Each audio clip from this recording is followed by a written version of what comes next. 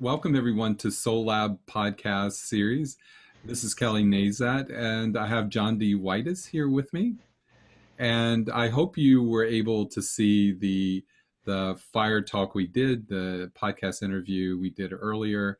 Today we get to go deeper. This is the deep dive. And whereas the first one was really kind of getting, into areas of proficiency and technical things in that way. And her profession, which is incredible.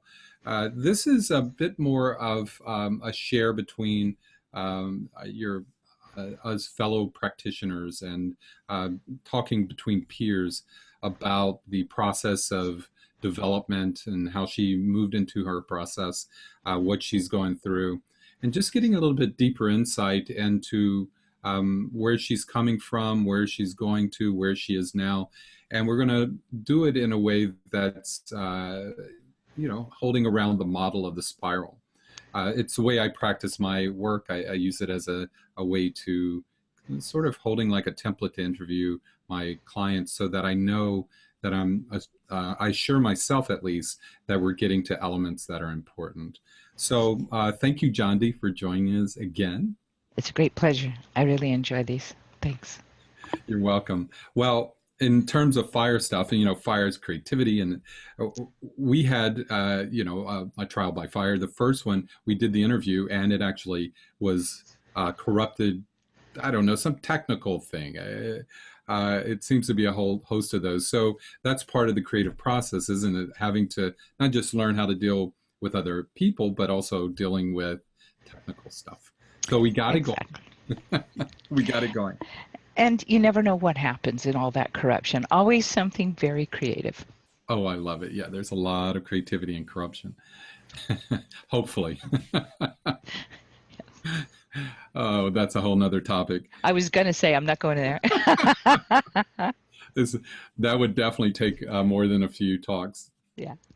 So, Jondi, thank you for being willing to do the deep dive, because as we talked before, this really is getting into something a bit more personal, a bit more Jondi in terms of your process.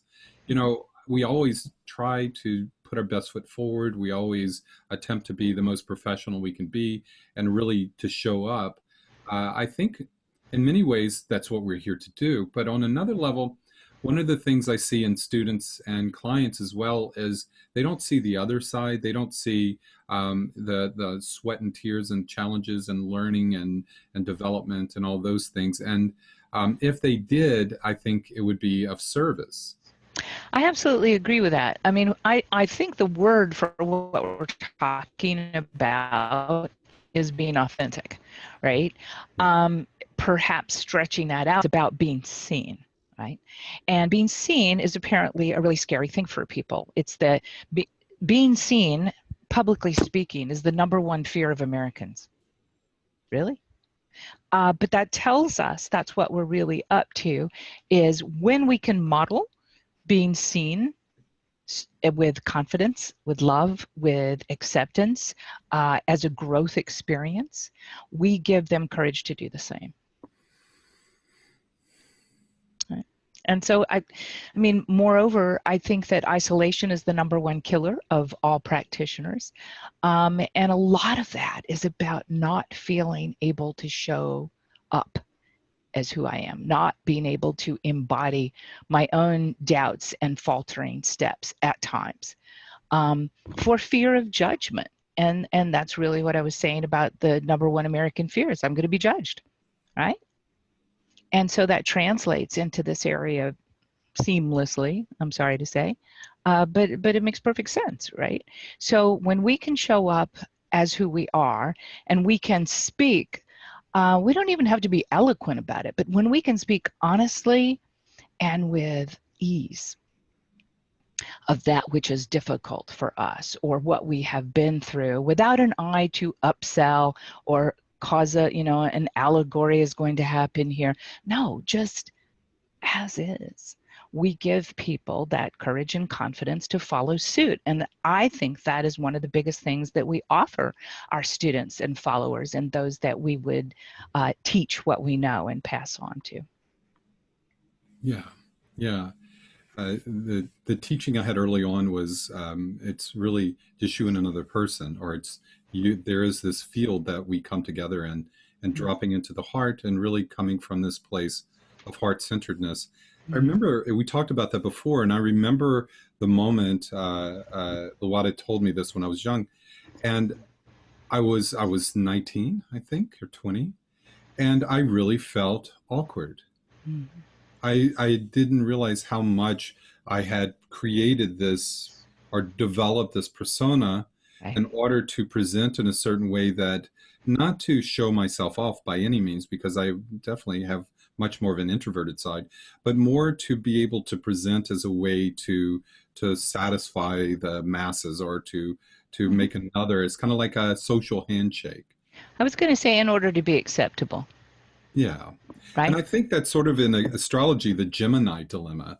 The Mm-hmm. Gemini is like the two sticks. It's like the great thing about a Gemini, and they're at the top of the air realm and high level codified communication. They Mm-hmm. really are the communicators. But the dilemma for them is that they become so, their mirror neurons, their empathy genes are so tuned in that they lose themselves in the contract. Yes, I think that's really well said. The empathy, uh, the empathy genes that we all have are sort of working too well, Too well. right? And so we get lost in that because I think we don't have at 19, I'm just going to speak for myself. I did not have the presence of mind or character or whatever you want to call that to discern what is me and what is my desire to be acceptable. Um, I did not have that, but I do, I do remember trying hard to work it all out. And my mentor at the time went, "Who told you that you would be able to? I just want to High expectations. know." Yeah, I guess so. But yeah, that developed persona is something that is useful, but just like empathy, to a point, at which point it folds back in on itself and becomes degenerative. Which in itself is a progressive process, because there, and that's a hard part when it starts to fall apart. Hmm. You know, Because mostly we panic at that point, yeah, right? And panic is not good for thinking. much, Hmm. not Right. good for much. Well, that we were talking earlier about Carol Dweck's work at Stanford, and the fixed versus the growth mindset, Hmm. and I can remember very well the fixed mindset for myself, and thinking, oh my God, I've got, this ability. I know this amount. I remember being young in school and thinking, I don't know what they're doing. I don't get it. So I'm not going to get it. Hmm. Whereas the growth mindset would say, oh my God, this is a great challenge.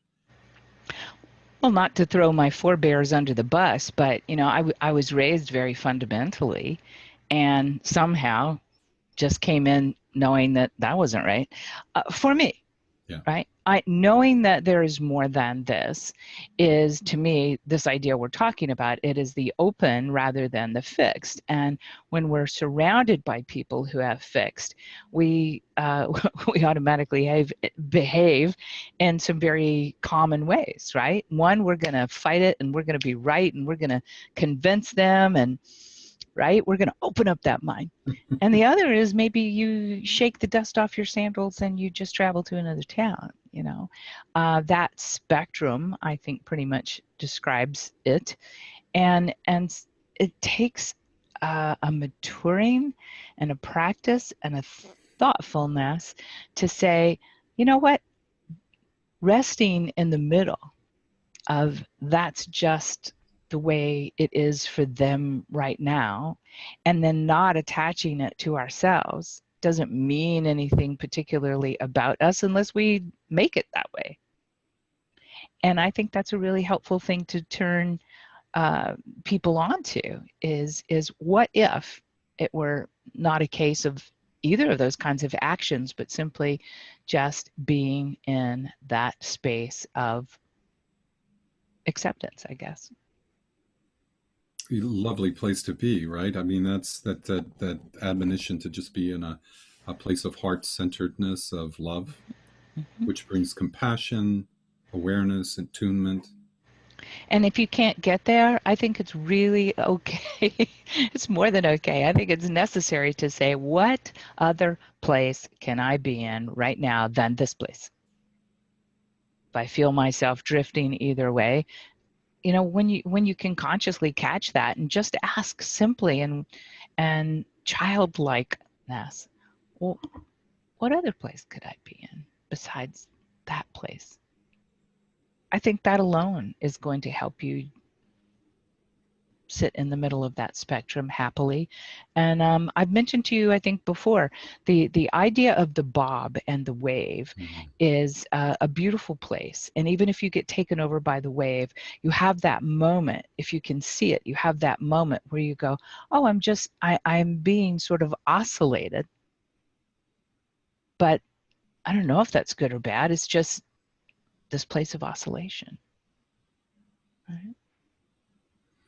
And what does that say about opening up to be influenced and to be able to tune into that bigger flow that's beyond, we're so inner and inward focused, and especially as we're talking about the initial phase of fire is all about ego development, recognizing that inner fire, there's something unique coming through you, Mm-hmm. yet the middle fire is bringing that out into the world. And actually the hero in their home on the couch or in the bedroom my hero in the house of my own inner space is infinite. Man, has he is he accomplished? But it's when I bring him out, when or he brings me out to the world and says, "Well, this looks good. Let's try it out." Yeah. Kind of Icarus like, and there's some burning away going on. I think that's a whole concepts of alchemy, talking about the psychospiritual calcinatio, the burning away. We say there is this fire inside, but there is something that fire knows about you, that you're an impure vessel, but that's okay. You have Mm-hmm. desires, you have ego, but that'll all burn away. And I guess it gets back to the C word all the time. I think that's a conscious choice place. It doesn't mean that I consciously know all. It just means I've consciously put myself in the place of asking or of questioning or being, or just maybe it's that primal question of, is it okay just right this moment? Is it okay just right now? The question. Yeah. And I think I have to consciously ask it though, because otherwise I get carried away by my own neurobiology. You mean carried off by thoughts, carried off by fear, Panic, emotions, right? somatic expressions, all the elements. Hmm. Absolutely. And succumbing to my biology is probably not what I want to do. I embrace it, but I don't know about succumbing to it. And so I just I guess I'm constantly reminded of, and that's a lot of work I do with people who have, let's call it, repetitive anxiety kinds of habit, is what I call creating a new normal for yourself, right? That encompasses the idea of, let's just stop and ask the question. That's not a habit they came in with or they have at present. I don't know which, it's different for everybody. But in helping teach them how to do that, we help them in the way that we just said, not be succumbing to their biology or their habit that they formed, but consciously creating a new habit that serves them better. Yeah. Well, I saw recently in the Harvard review that they were talking about signs of uh, high-minded leaders and those that are successful. And one of the keys was, do they ask questions? Mm. And that speaks to your open mind concept, Carol's concept, right? Yeah, Open, ask questions. Open is always looking and taking notes. receptive. Receptive is a great word. I like that. Yes. Um, but it has to be. I can't imagine how that report that you're speaking of would be able to do that if it was closed. Leadership, which is a whole nother 3-hour conversation, right? But leadership is much like that conductor of the orchestra. It's taking all those disparate elements and seeing how can we join commonly in a goal, a movement, a path. And I think leadership recognizes that, and I am going to find that unites us. And in order to do that, well, I have to recognize that you're not thinking the same thing as him or her or me. And yet. How do you hold that? I mean, how do you see, if we're looking at that in that way, as a person, as a personhood, as a leader, how do you see that being held to be able to know your place in that process, know how they're seeing you, know how they'll respond and all that? How do you dance that? Well, I'm going to be probably just egocentric here, but being a child who moved all my life meant every situation is new and different, and you're going to learn from it, and you're going to take that with you in your suitcase when you go to the next place, right? So it was very acquisitive sort of knowledge, and repeating that, it led me to this place. Also, I'm blessed to do for a living training and mentoring of people. And so I always go into it with the expectation that I'm delighted I'm going to get to share something, and I wonder who's there and what I'm going to learn from them. Because every moment, I think, is like that.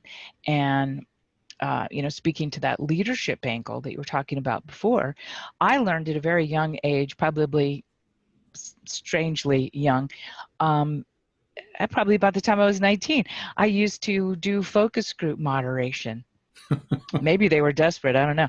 But the deal was, I learned very quickly how the entire room could turn on one person's energy, concept, the look on their face, and hilariously and badly, I learned, but I learned very quickly that you are always open to who in the room is not on the same frequency. Where is it going to come from? Because I would like to be prepared in order to meet that. And so, I guess in that moment, I started growing longer antenna. But I use this hilarious thing even so. I remember being in a college university continuing professional education class full of social workers, and somebody just came at me, and I have no idea apropos of what. I think it just finally bubbled up inside them, and they had to, and everybody in the room swiveled and locked heads and went, just, what is going to happen? It was a very scary, palpably scary time for these professionals, because this thing unanticipatedly had just crawled out. And in that moment, thank you, universe. I had the presence of mind as well as the practice from a child who moved all their life to go, that's interesting. I didn't say that. That's what was going on. And I was able to take a breath, take a pause, just be in that present moment and move slowly towards that person in what I assumed was some kind of positive way and reassuring way. And I said, I'm so grateful you told me, because that's not what I intended at all. Please let me try again to say the message in a way that is more accessible.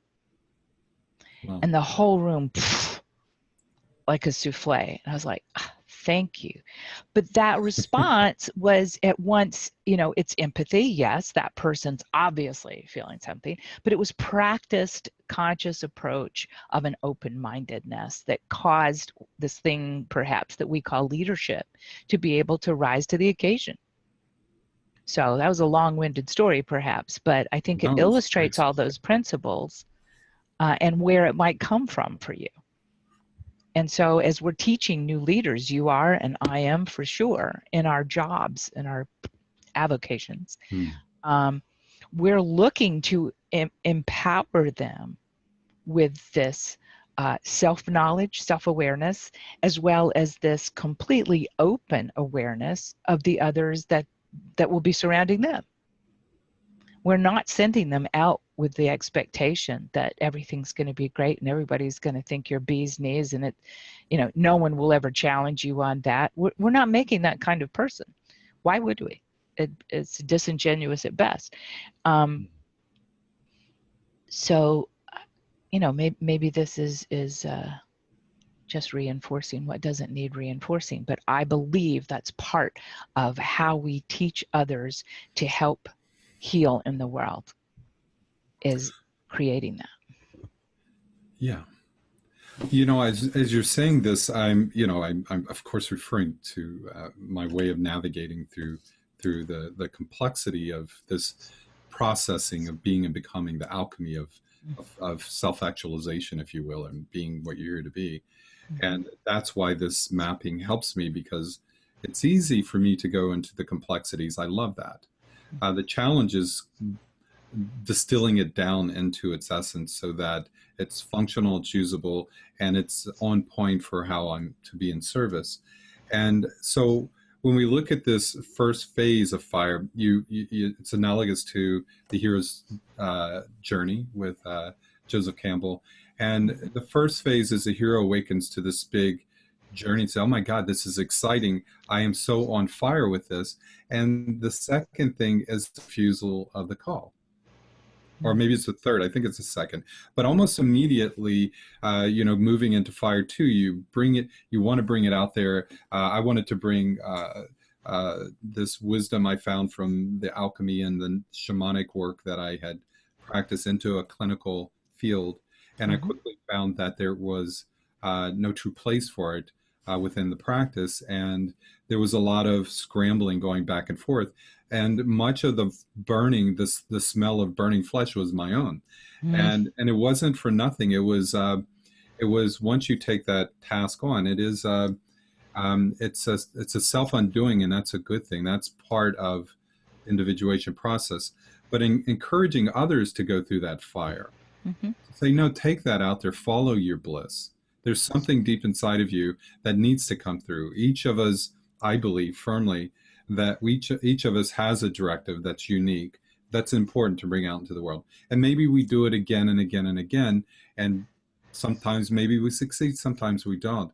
But we have this opportunity. We are living processes and these reiterative patterns, right? And so when I'm working with clients or working with students, the one thing I'm looking for is what's holding them back from living into that authentic self. I mean, we use that term a lot, but it's a very important term. Who are you? What are you about? And how are you living that truth in a good way? In a good way, that also means, is it in resonance within and without? Right. Well, I'm also seeing, as you're talking, I'm seeing that model with the quadrants, and I am seeing in my mind's eye that you are actively looking, no matter what model, but I'm looking at your model right now, of saying, you have so many gifts and strengths here, and this is where you are right now doing this stuff, and I'm helping them discover where they are right now in that process and with what gifts. And also, that's the place where I think we're asking them, and knowing this about yourself and then looking at this kind of situation, what can you bring to it now that you know this about yourself, right? And then the question becomes turned over. It's and what now do you see in your background or what you have learned that actually holds you back? Yeah. Right? I think that is one of the most wonderful things that we can do for them, is sit with them in the unknowing until each part becomes more clear and more in focus and is more useful to them. And to see it all in context, to see beautiful. all the Yes, parts in yes. context. Yes. There's something, I think that's the alchemist's gift, is to see where the elements of process all play a part, and they're all dancing in the quantum field together. None of it is separate. That's the illusion. We're Yeah. always in the fire, just as we're always in the earth trying to sort it out and ground it and root it. Right. But that we can hold a space for where we are in a way that kind of calms the chaos, keeps us from spiraling out. And as Jung said, always keep your eye on the center, the fifth element, the ether soul element. And if you could do that, that gaze alone will keep. That's enough centripetal pull back in to dance with the centrifugal pull that pulls us out into these elements, whether it's into our emotions or into our physical complaints or into our minds or our our aspirations. There's always, and I think that's why the meditative practices are so important, whatever that might be, whatever helps you find that center, a Mm-hmm. place of coherence that allows you to be in it. I completely feel that and believe that. And I think one of the ways we help them do this center place is to say, help them, I don't know if it's actually verbiage or not, but help them say, and what is bigger than that? And a bigger picture of that is, and a bigger perspective of that, and a bigger point of view of that, until, you know, we do have that bird's eye view, which allows things to, I want to say, fall into their proper place so that I can see it. Because when it's in front of my nose, I'm no better than the average bear at understanding what that is or what to do about it. I'm in that same place that they are. Yeah. Right. And so maybe one of the things you're doing, Kelly, is you're triggering them in a good way to ask that question, to say, what can I make of this? And where do I find myself at this moment? And where am I looking at this from? And what might be bigger than that? You're helping them develop the practice of questioning and being in the place or seeking that place, but in a real time way, you know, not in a Frodo way, real time, right now. Right now. It is important. In all the practices I've learned, there is this, what's central to most of them is breaking the fixation of fixated view. So if you're in your head, and that's your view, that's like Carl Jung said, the only wrong interpretation of a dream is the one interpretation, you know? Yes. So it's saying, okay, well, yes, okay, let's take it from there. We have fixated views are very limited. It's myopic. Mhm. So what are the options? And what I love about, I learned from the medicine wheel initially, that simplified it. I had been reading Gnosticism and alchemy and Mhm. Carl Jung's work since I was, I guess 18 or 17. And I loved it because it spoke, it used language that was English that spoke to the other worlds that I was experiencing that I couldn't share well. So he could articulate these things, but he brought the complexity out. But the medicine wheel brought the simplicity back, and Mm. the eagle flies off and where the sun rises, and they get this meta view, the top of the spiral, the air and fire. Icarus at the pinnacle of his exaltation, right? Right. And that's an important phase to be in, but it's to look at the things close up. So the East is big picture, and some of the traditions anyway. The South is the movement towards seeing what's right in front of you, the snake, the mole. It's close up. So we've gone, and I practice this as a daily routine. I first wake up and I get my meta perspective, and I see the big picture as much as Mhm. I can. At 3, 4 in the morning, I get up, I do my meditations, my writings, but then I go back to sleep around 5 or so, get back up, and then I'm the mole, I'm the snake. Everything is my computer right in front of me, and there is a place for that. The reptile, its world is 2 feet and 2 minutes all around it, Mhm. right? And then it goes into the west where it goes in within water realm, the deep in the earth realm, going deep inside, and they call it the bear's cave in some traditions, and that's because looking within is scary. Mhm. And then it completes the rounding back in the north to the white buffalo or the white owl, where it's a completion. And so there we see an entire psycho-spiritual process. And again, the mandalas, the medicine wheels, even the, I notice even in the Christian model of the Trinity itself is a psychospiritual model, which Mm-hmm. is a great discussion, but obviously it could get really deep into that. But what I'm appreciating is we have always those that have really wanted to be thoughtful in the world and wanted to bring some good into the world, or Mm-hmm. wanted to create in the world. Let's just take that goodness out of it, which is what we're hoping for. But to be Right. creative and to be effective means that you do need to tune into where you're at in the process, both on a micro and a macro level. And the simpler you can make that process, the better. I I couldn't have said that any better. I don't think. I mean, I'll just riff off it and say, yeah, I think that we have that capability for a reason. Yeah. Right?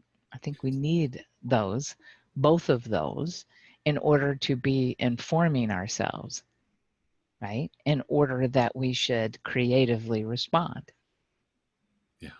right? So the question of what will you do with what you find? It's What always will you there. do with what you find? Mhm. You're a mentor. You teach this work. Yes. What are some of the what would you say are some of the key challenges, and maybe even offer some sense of a resource or a tool you would use for one of these challenges you might find with in a class or a client? Mhm.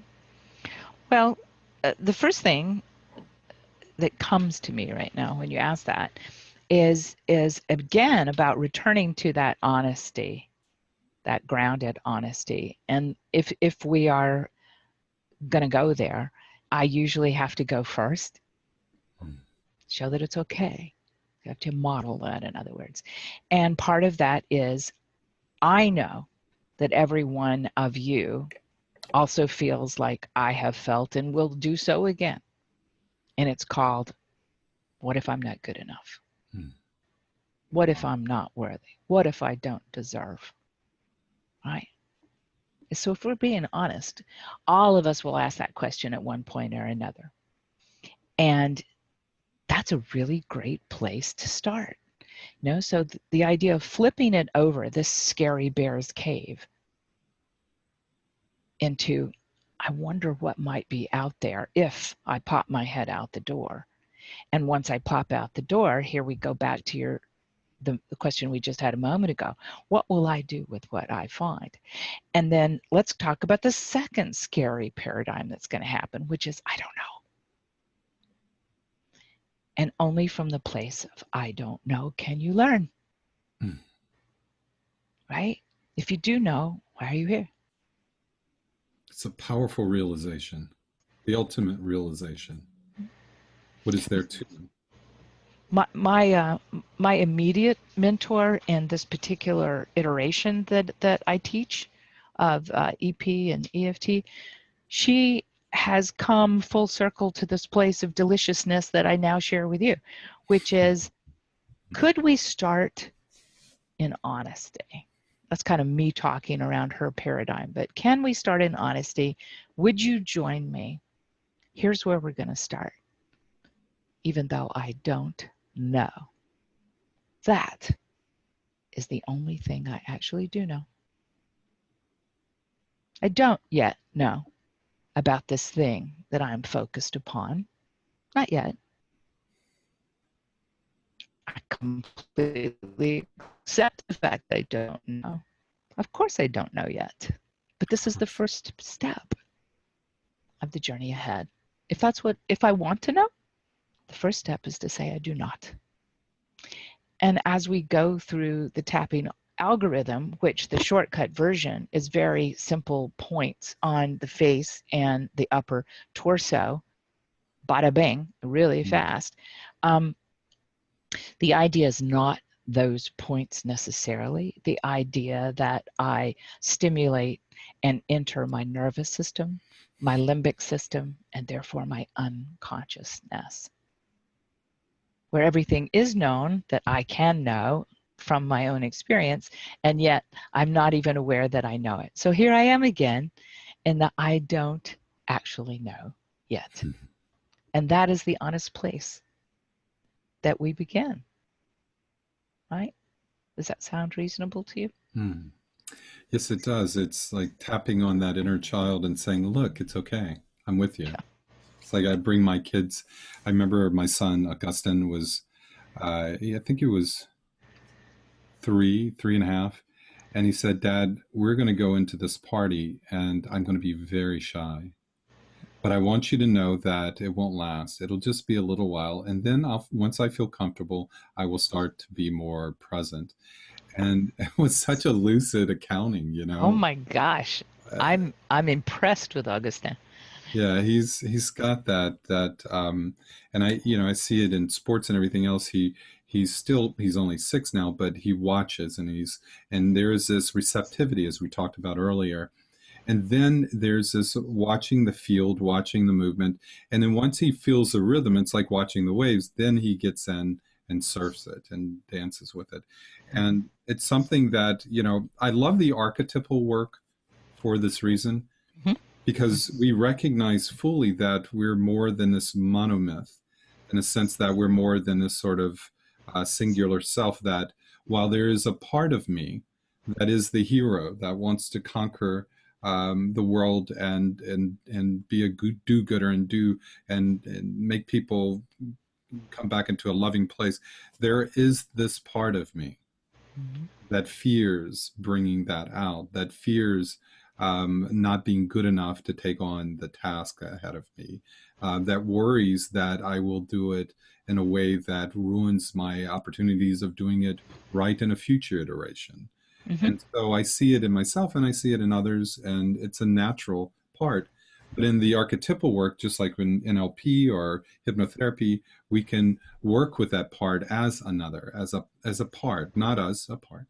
And in that way, we could do. I played with my clients. We did tapping on the parts, and at one point, and Yeah. but the idea is really kind of to tap them on the shoulder and say, "I'm with you. You're not alone."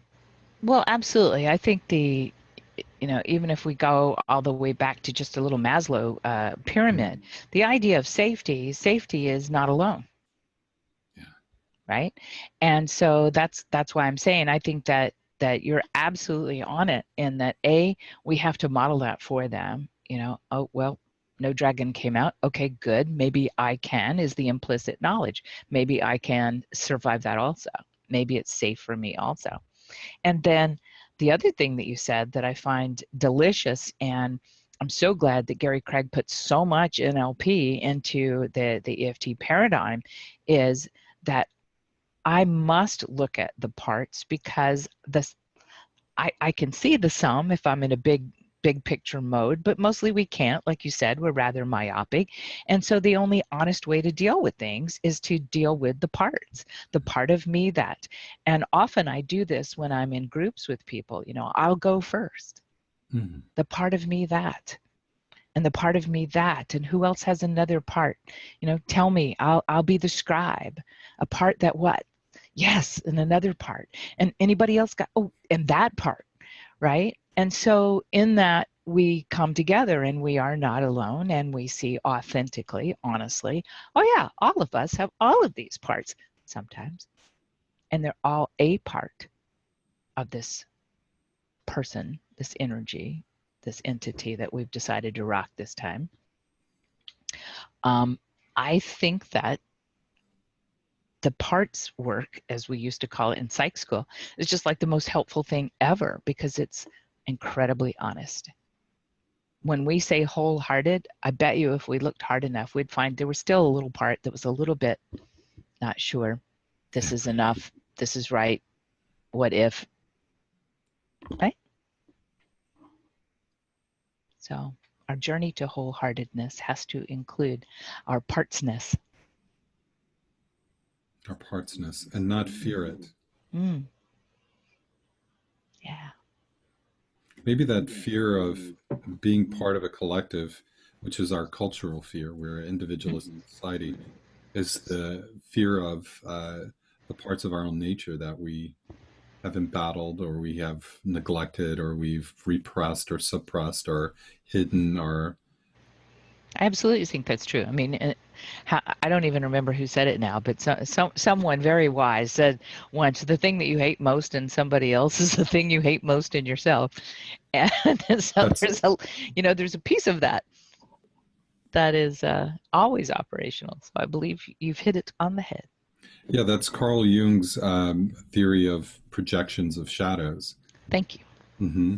And in the model that I see it very clearly, the middle of the fire when we bring the fire and the air realm are above the horizon line, and the air being very intellectualized and very thoughtful, mindful of how you relate to others and communicate in order to achieve and rise high.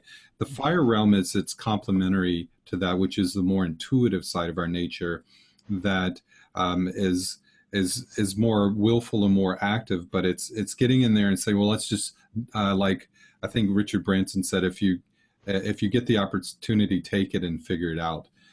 There is that need for the hero to do before they learn, although they need to learn before they do, sort of thing, but to jump into the fire and be willing to take the burn. So the first thing we meet are these external shadows we call projected shadows or projections, meaning others that battle up against us. You Mm-hmm. know, professors that question your allegiance and your sanity for having that allegiance, for Yeah. let's say. But all these things are if they trigger you, if they even hit your radar, Yeah. or clear indicators that down in the middle of the water realm that you have work to do. Mm-hmm. They become your sacred, your spiritual twins. They are your guide, Hmm. right? That which goes out is your guide. Yeah. And that's a lot of the work that we do in this particular iteration is, and where does that bring you?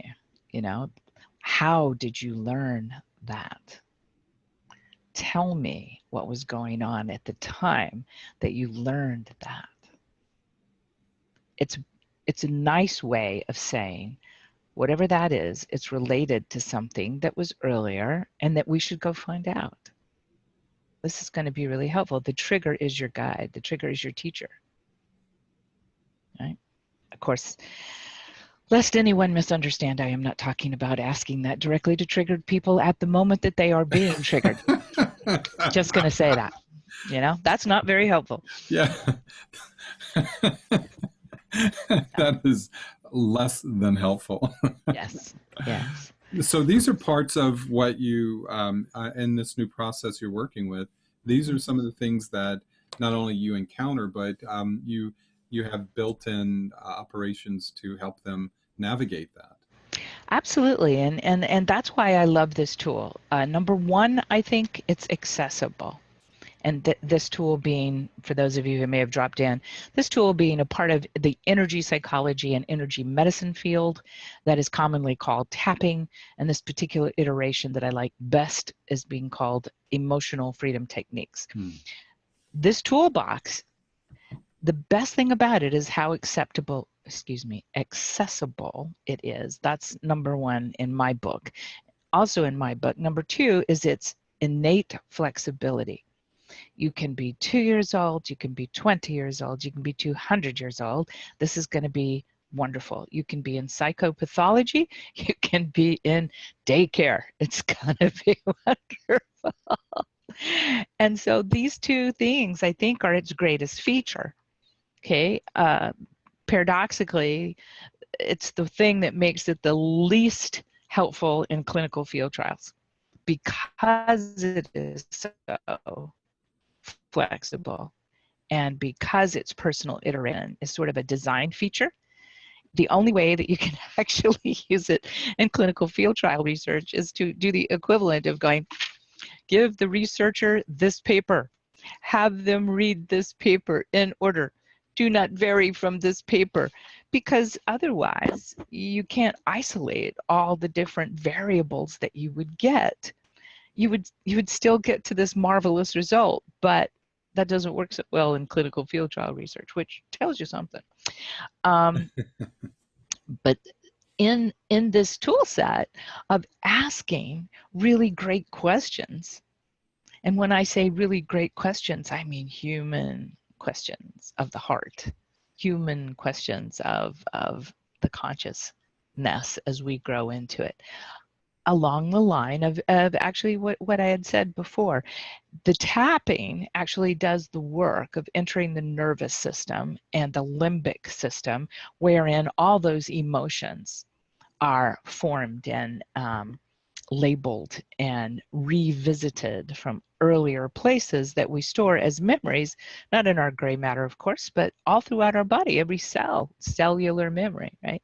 And so in accessing them, we do that by stimulating any, actually, of the acupuncture points. We just happen to use a way to get to pretty much every meridian in the system as a total tune-up concept. Instead of diagnostics, which would need to be more in the licensed world of being able to diagnose. So we take that out. Gary took that out long ago as a stroke of brilliance. And he goes, oh, if we don't diagnose, you don't need any of that. Just let the tapping do the work.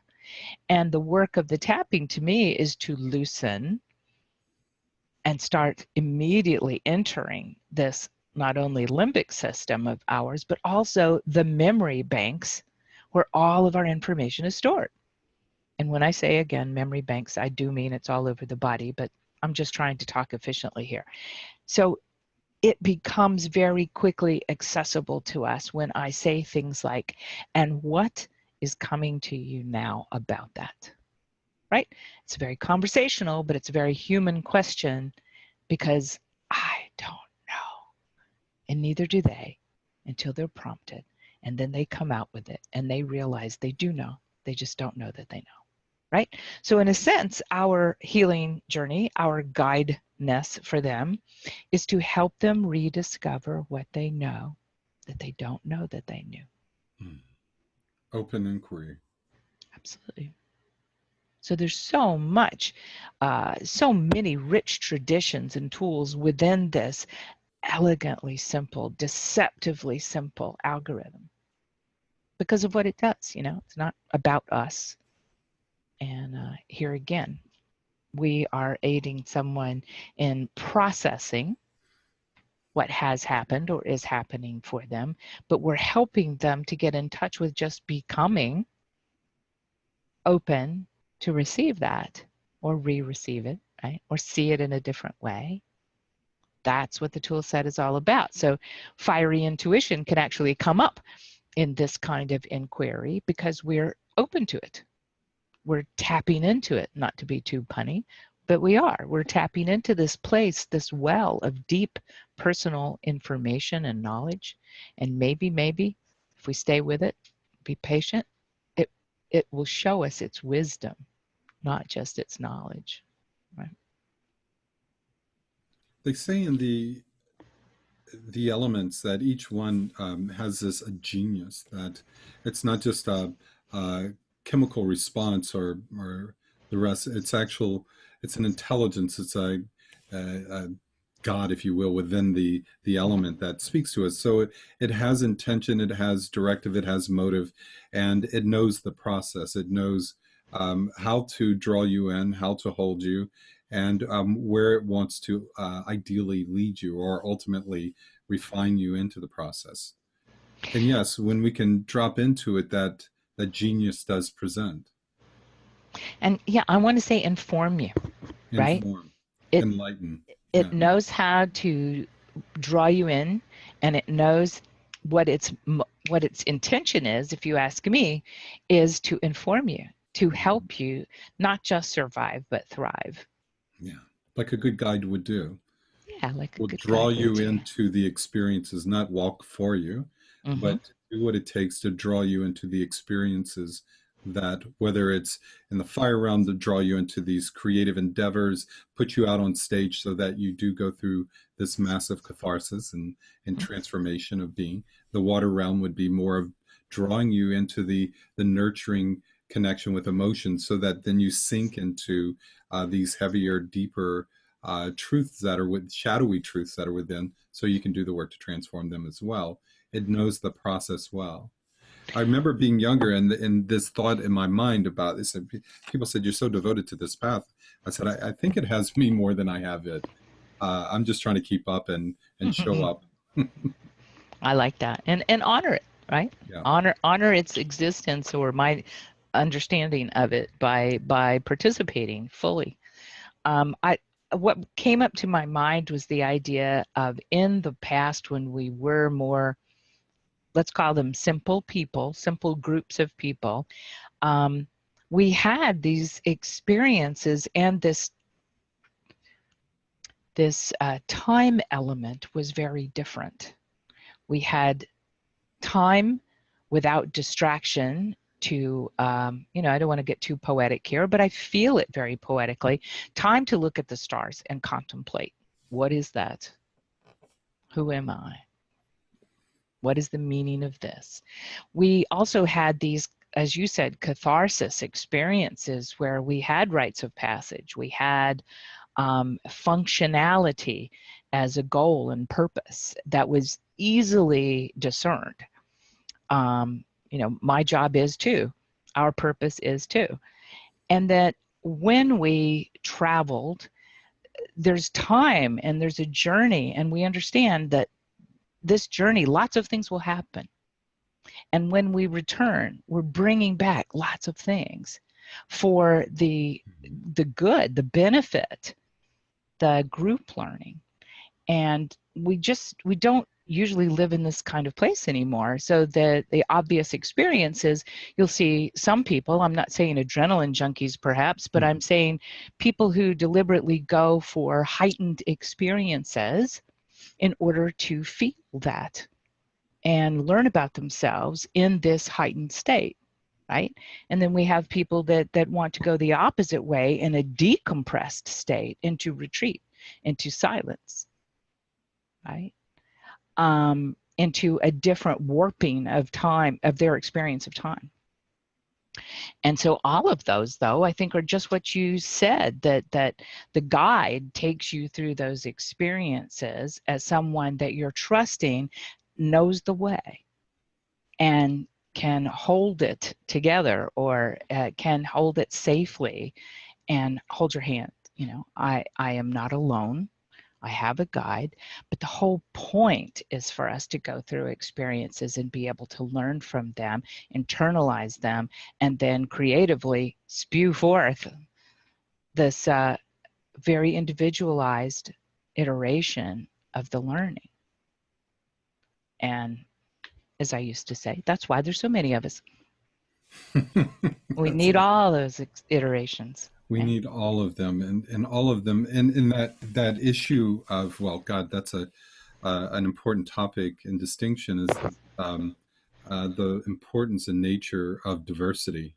Mm, mm, mm, mm. As we simplify in our minds this process of being and becoming, the I was talking to a client recently, and about how the more she sees in the world, the more contracted she gets. And I said, well, that's a natural consequence for everyone. If you try to possibly take in all the world events, and if you've traveled, Mm-hmm. even if you traveled out of your own hometown, the novelty can be overwhelming.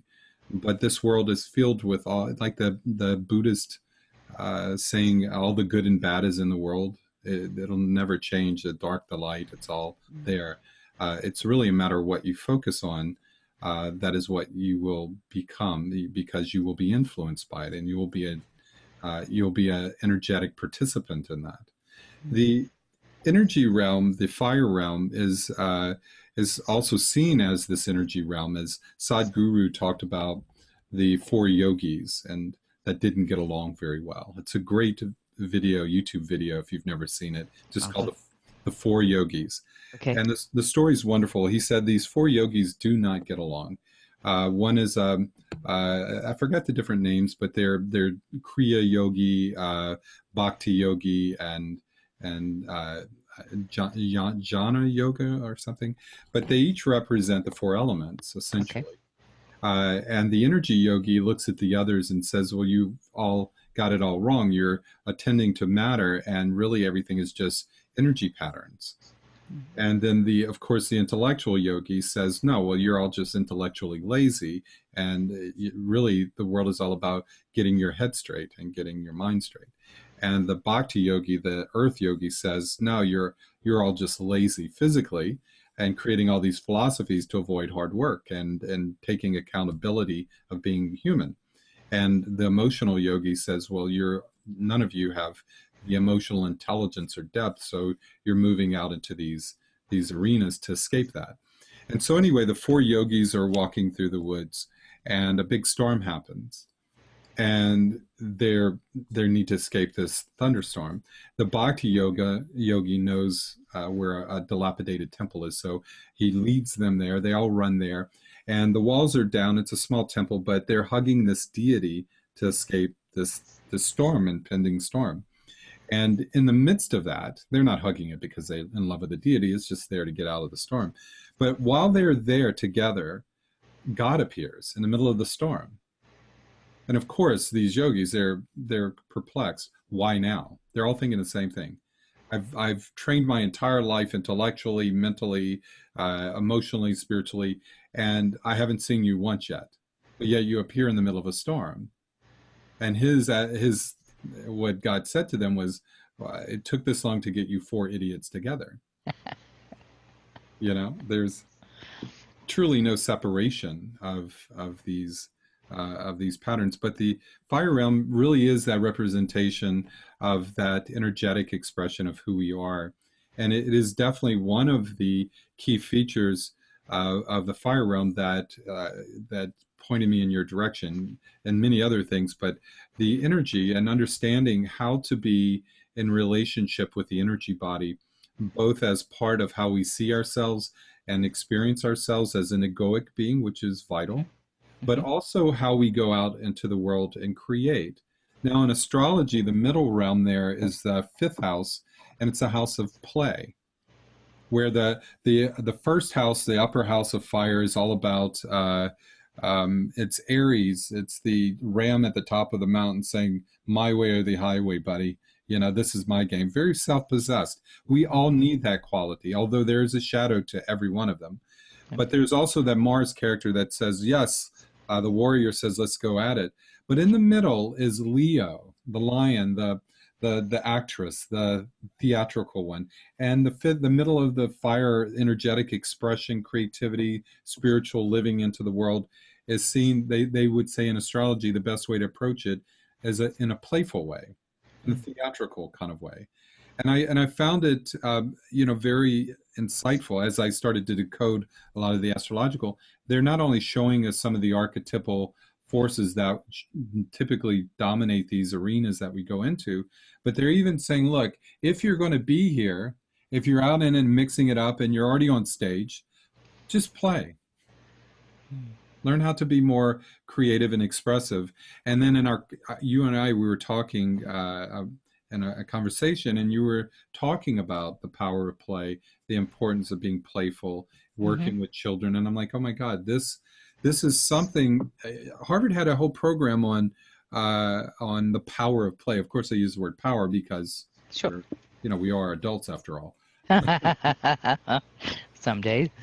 So, what would be some of the we talked about it before in the first interview, but Mhm. what are some of the things you could speak to in terms of play and that you understand about energy and play and Well, creativity? I think it's a really good time to talk about that because play is by its my idea of play is by its nature open. Ah, Anything could happen. you I have to be can be anything I want. Now let's do this. What if that? open. Right? It's all about this openness to creativity, imagination. So it's by its nature, play is open, right? And to have someone join you in play, you want to play with someone, then you are open to their suggestions too. Now let's do this, right? We're riffing off each other in the best kind of play. The most satisfying kind of play is playing with. We are not alone. We are open, we're not alone, and anything can happen, but it's anticipatory. It's happy anticipatory. It's not, oh my God, anything could happen, fear or constriction. It's open and anticipatory and welcoming, pulling, magnetizing, right? And so there is great power in that. Thank you, Mr. Harvard. There is great power in that, but it's power of its features embraced, right? Um, Lived, used, taken out of the box, not just seen through the glass as a static thing. We have to experience it. So with a child, when they have not been shut down, they naturally do this. They are programmed to do this. Open investigation, right? That's just how they're programmed, especially the first 7 years. But theoretically, for 24, they're supposed to be open to this, to gather more information for their highest and best good, shall we say, in the world. So with children that haven't been shut down, I think it is the absolute way to work into their creativity and their power by inviting them to investigate it with you, beside you, with you, right? If they have been shut down, then our job gets a little bit more complex in that we have to, in my mind anyway, we have to reestablish trust and safety that it's okay to do that, to awaken, to open up again, to bring forth that has been shut down, right?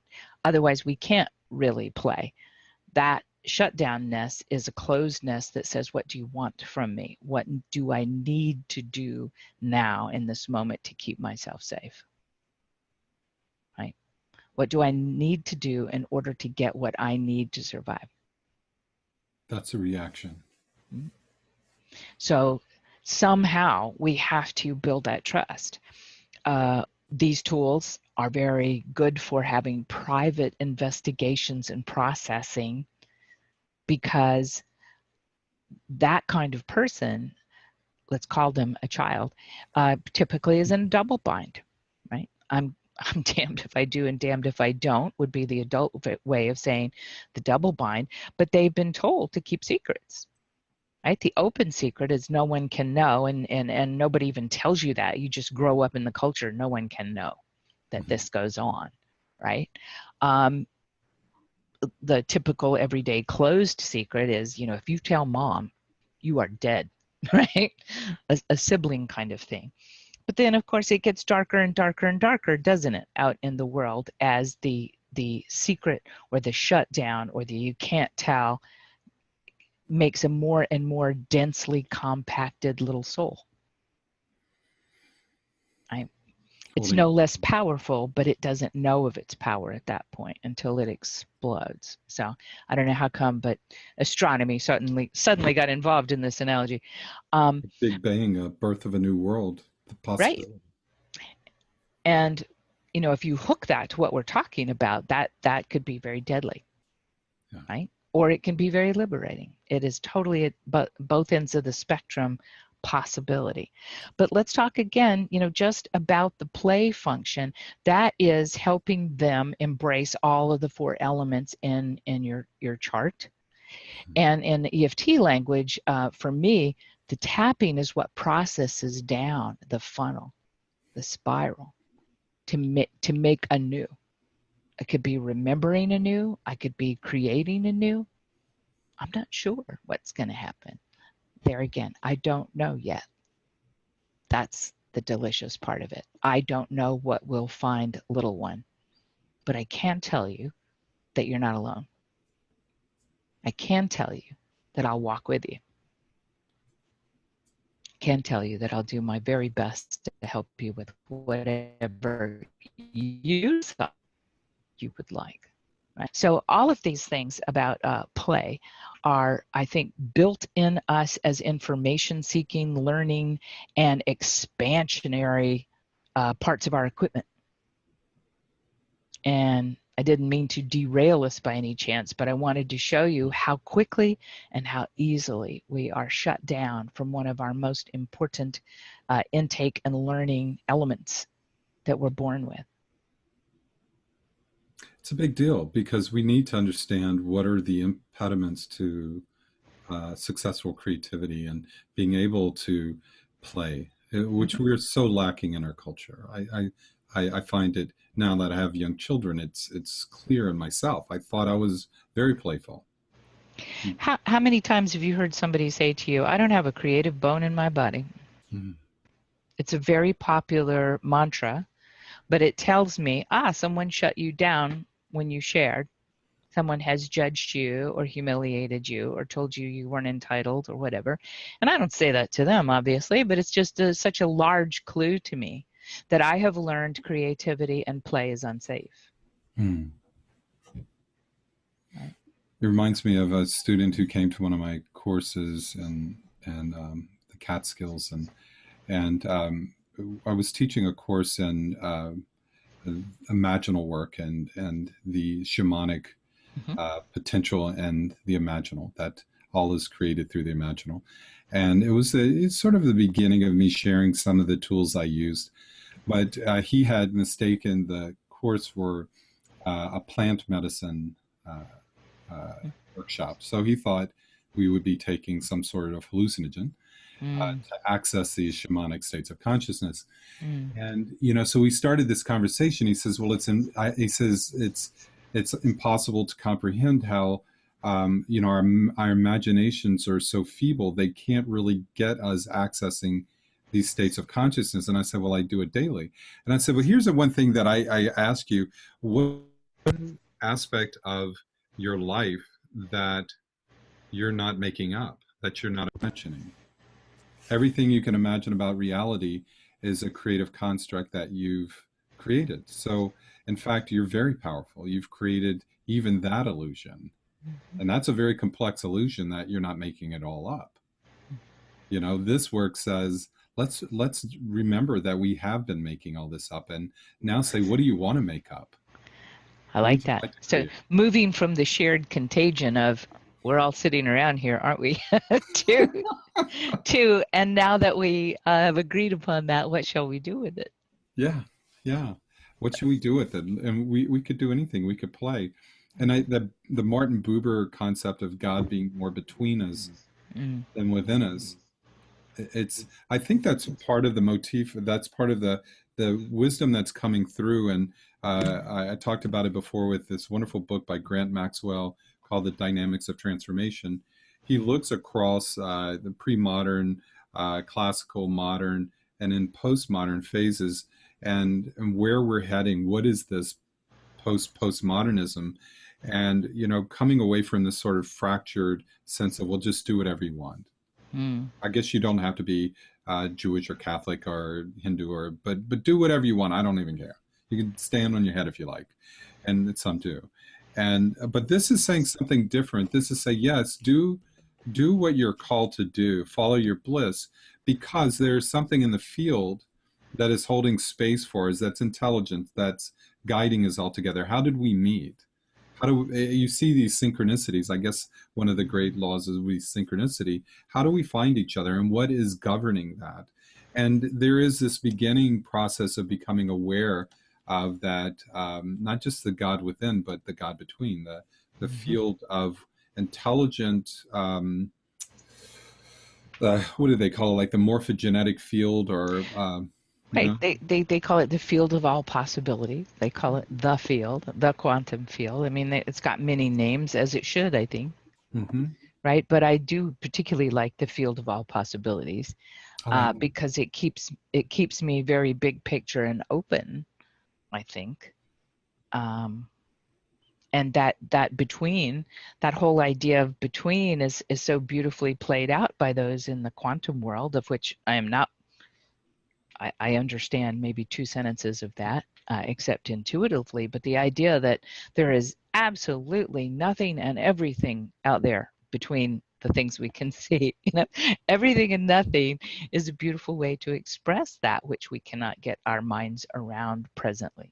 Yeah. I Right? think Heisenberg said, if you think you understand quantum theory, you don't know it Don't. at all. You It's a don't know that. beautiful thing, right? Yeah, it's maybe it was Richard Feynman, who I also loved. I was gonna say it could have been his six easy things or six easy pieces. I'm not sure, but I love him. yeah. I love his. I have tentative thoughts, and I have the sense of probable outcomes, and he Mhm. really gets into the fuzzy logic of reality, which again leads us back into this playful space of I don't know. Let's find out. Let's show up. Exactly, exactly. And I think that that childlikeness is what we're talking about. The Mhm. best possible version of childlikeness is wow, Wonderment. wonderment. And I think that's what I was talking to you last time about is I think it's Brian Greene Mhm. talking about the heart of the cosmos. It's just like the wow factor is something that when we don't visit it enough, we lose wonder. Yeah. Right? And wonder is transformative, generative, creative, energy producing. And I think everybody who's ever thought of anything gobsmacking in the world has been in a wonder flash. And it All in. just opens up the dilation. Everything opens up to be receptive. To Yes. say, I like, Christ said to be like a child, to Mm-hmm. enter the kingdom of heaven, which is within.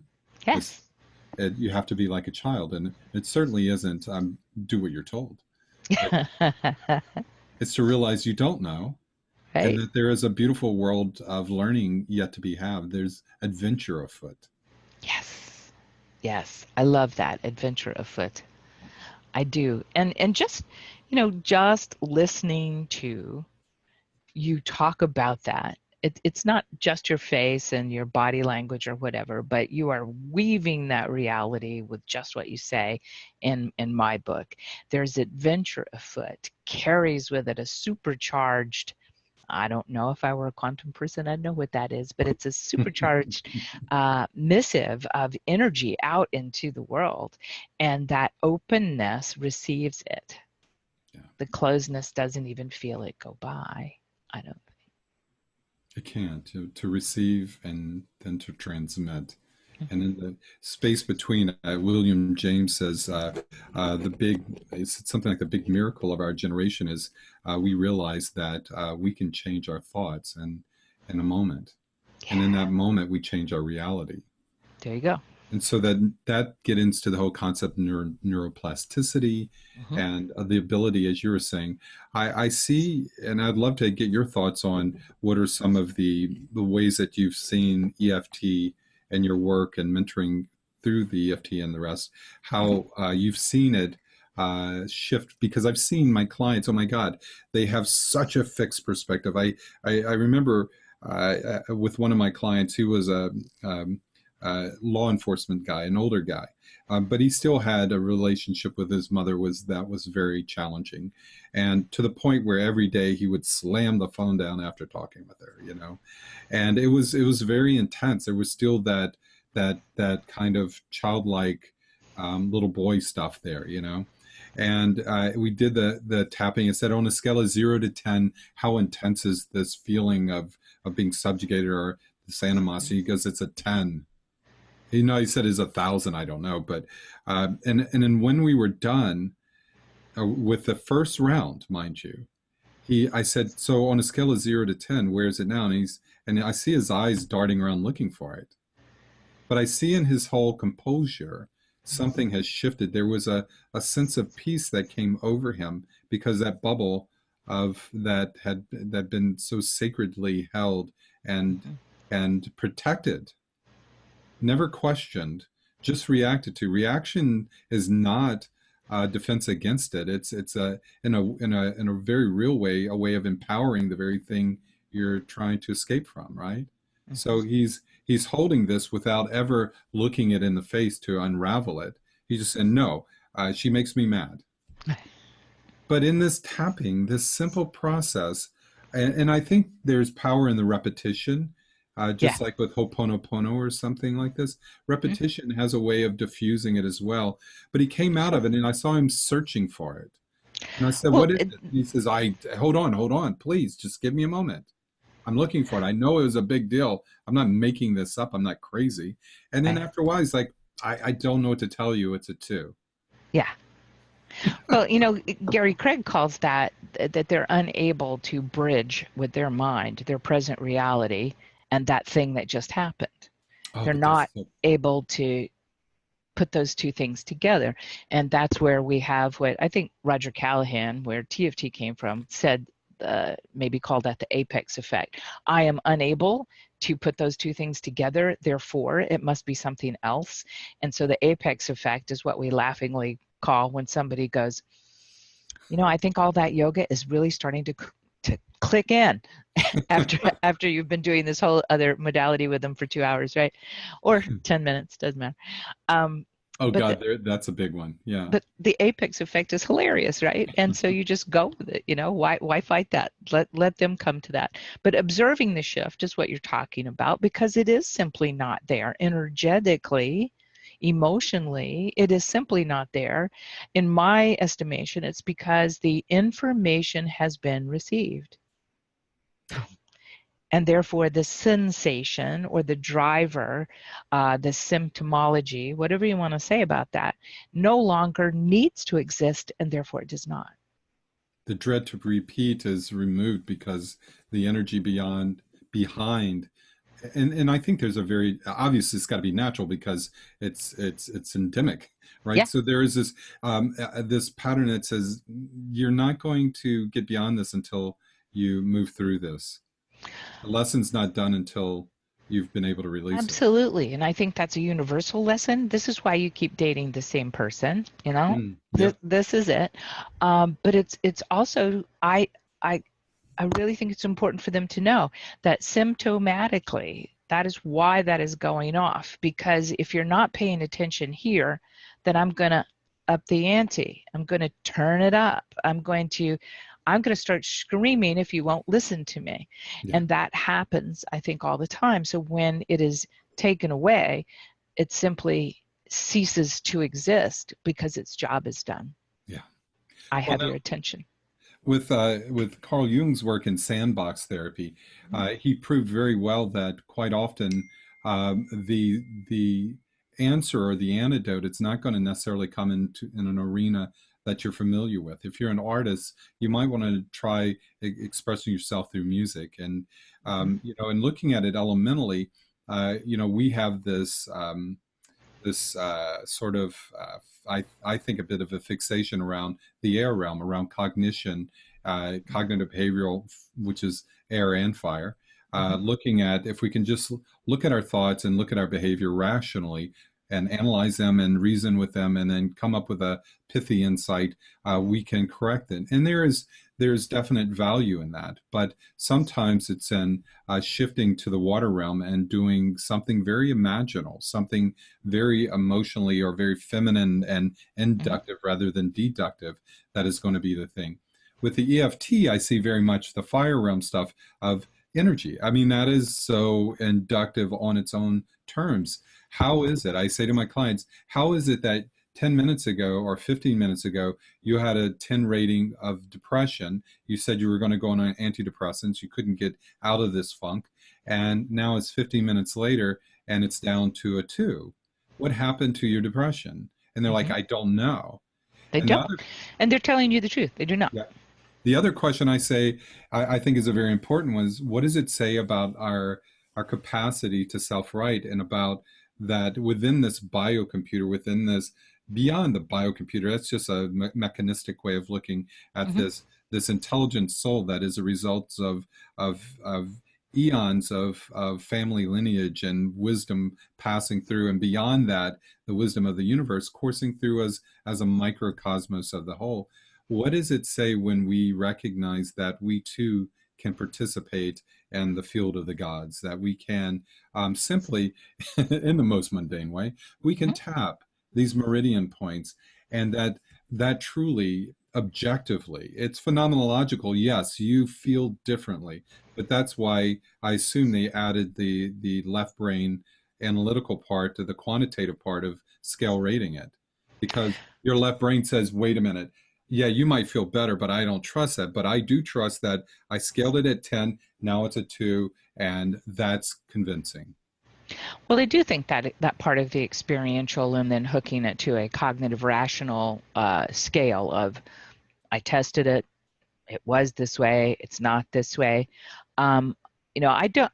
I use numbers, but I don't use them as much Mm. because I find that they They tend to be sometimes, past this very simple use for them, they tend to not be as illustrative to the person.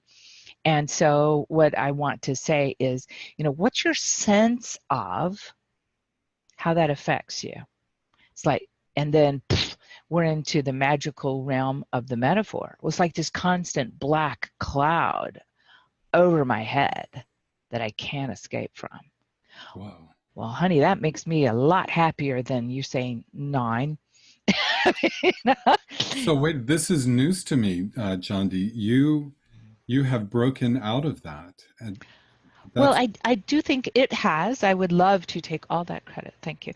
But I'm not going to do it because I believe that what all these people, including Gary, were trying to set up is the idea, Gary especially, the idea that this type of, let's call it psychological treatment for self-care, or even in therapy offices, was one of the few that could quantify to the person in real time that the shift happens, right? And I so think it's it's important.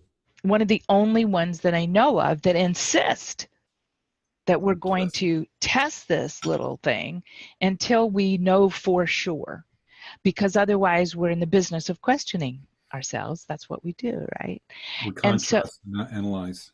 right. And so in my book, and not just my book, but let's just talk about my book, Tell I me went, about your book. oh, well, and remind me of that in just a second. I Okay, need to sorry. finish this thought. The idea is, I went, oh, we need to test it in a meaningful way so they know for themselves that this is helpful. Oh, okay.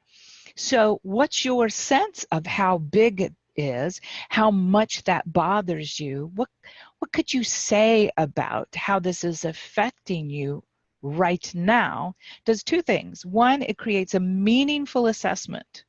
And two, it anchors in a real time right now instead of, well, 20 years ago or when it happened, or, well, if it happens again, that is very unhelpful. And so two things, meaningful to you, measurement of some kind, and anchoring you in the present experience. That's what I believe that really good EFT does for you. Okay.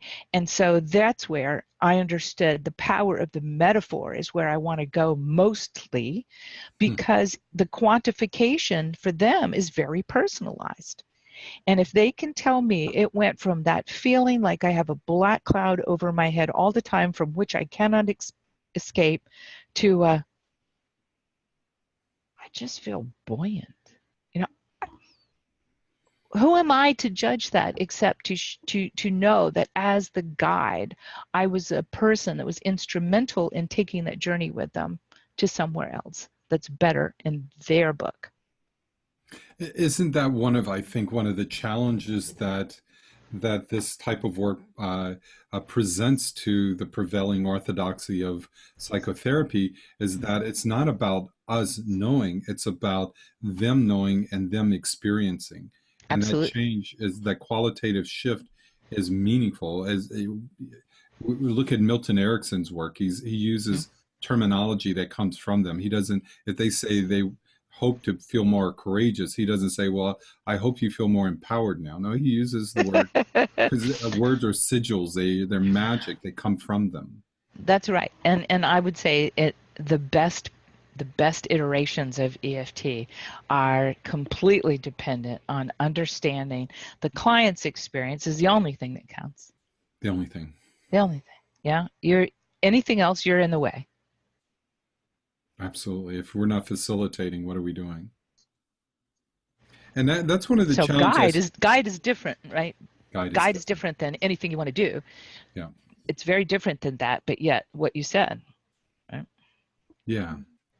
Well, in the work that I do with clients, we go through. It depends on where they're at. We go from where they are. So if they're in the middle of the water realm, that's where we go, Mm-hmm. and utilizing, of course, the tools that work best in that arena. Mm-hmm. But we always contextualize it, saying you're here going through this kind of gauntlet, Mm-hmm. You had been here, you went to here, and it's to help you get to this next qualitative state. So there is sort of this meta view anticipation that anchors in this anticipation of results happening and a gift coming through. So there's that meta, but when we drop into that one, there's always this sort of dialectics between thesis antithesis, or their projected desires and their feared shadows in each of the areas, whether it's identity or whether it's coming to this emotional sense of some inner truth. There is this maybe an inner truth they're feeling like, yes, I do have a deep inner truth, but the reason I don't want to get to it is not because I'm self-flagellating in that level. I want that, but next door is this dark dragon, and so we hold those up as counterpoints. Where they want to be, this part of you wants to achieve this, but this part of you threatens to drown you. What would happen? What is the synthesis that comes from, what is the resolution here? And it is very qualitative. It is they call it chunking up and And down, and down. right? Yes, it's I getting mean, to something deeper, something higher. That's the intention behind these phenomena. I think that's well said. It is on a scale, on a vertical scale. It is both, and it slides effortlessly. It's a good one. It slides up and down, chunking up. So knowing all this, what could you say about that now, right? And it also chunks all the way down. And under that, and under that, and more specifically, that means, and how is that for you? And right now, the feeling of that, or the location of that going off in reflection in your body right this moment. It's like smaller and smaller and smaller and smaller and smaller, because at its essence, EFT is a deconstruction tool. And what you and I learned in psychology school, if I may be so bold as to speak for you too, is an additive experience, a synthesizing experience. And so I routinely tell the licensed people who come through my classes, this tool is your upside down tool.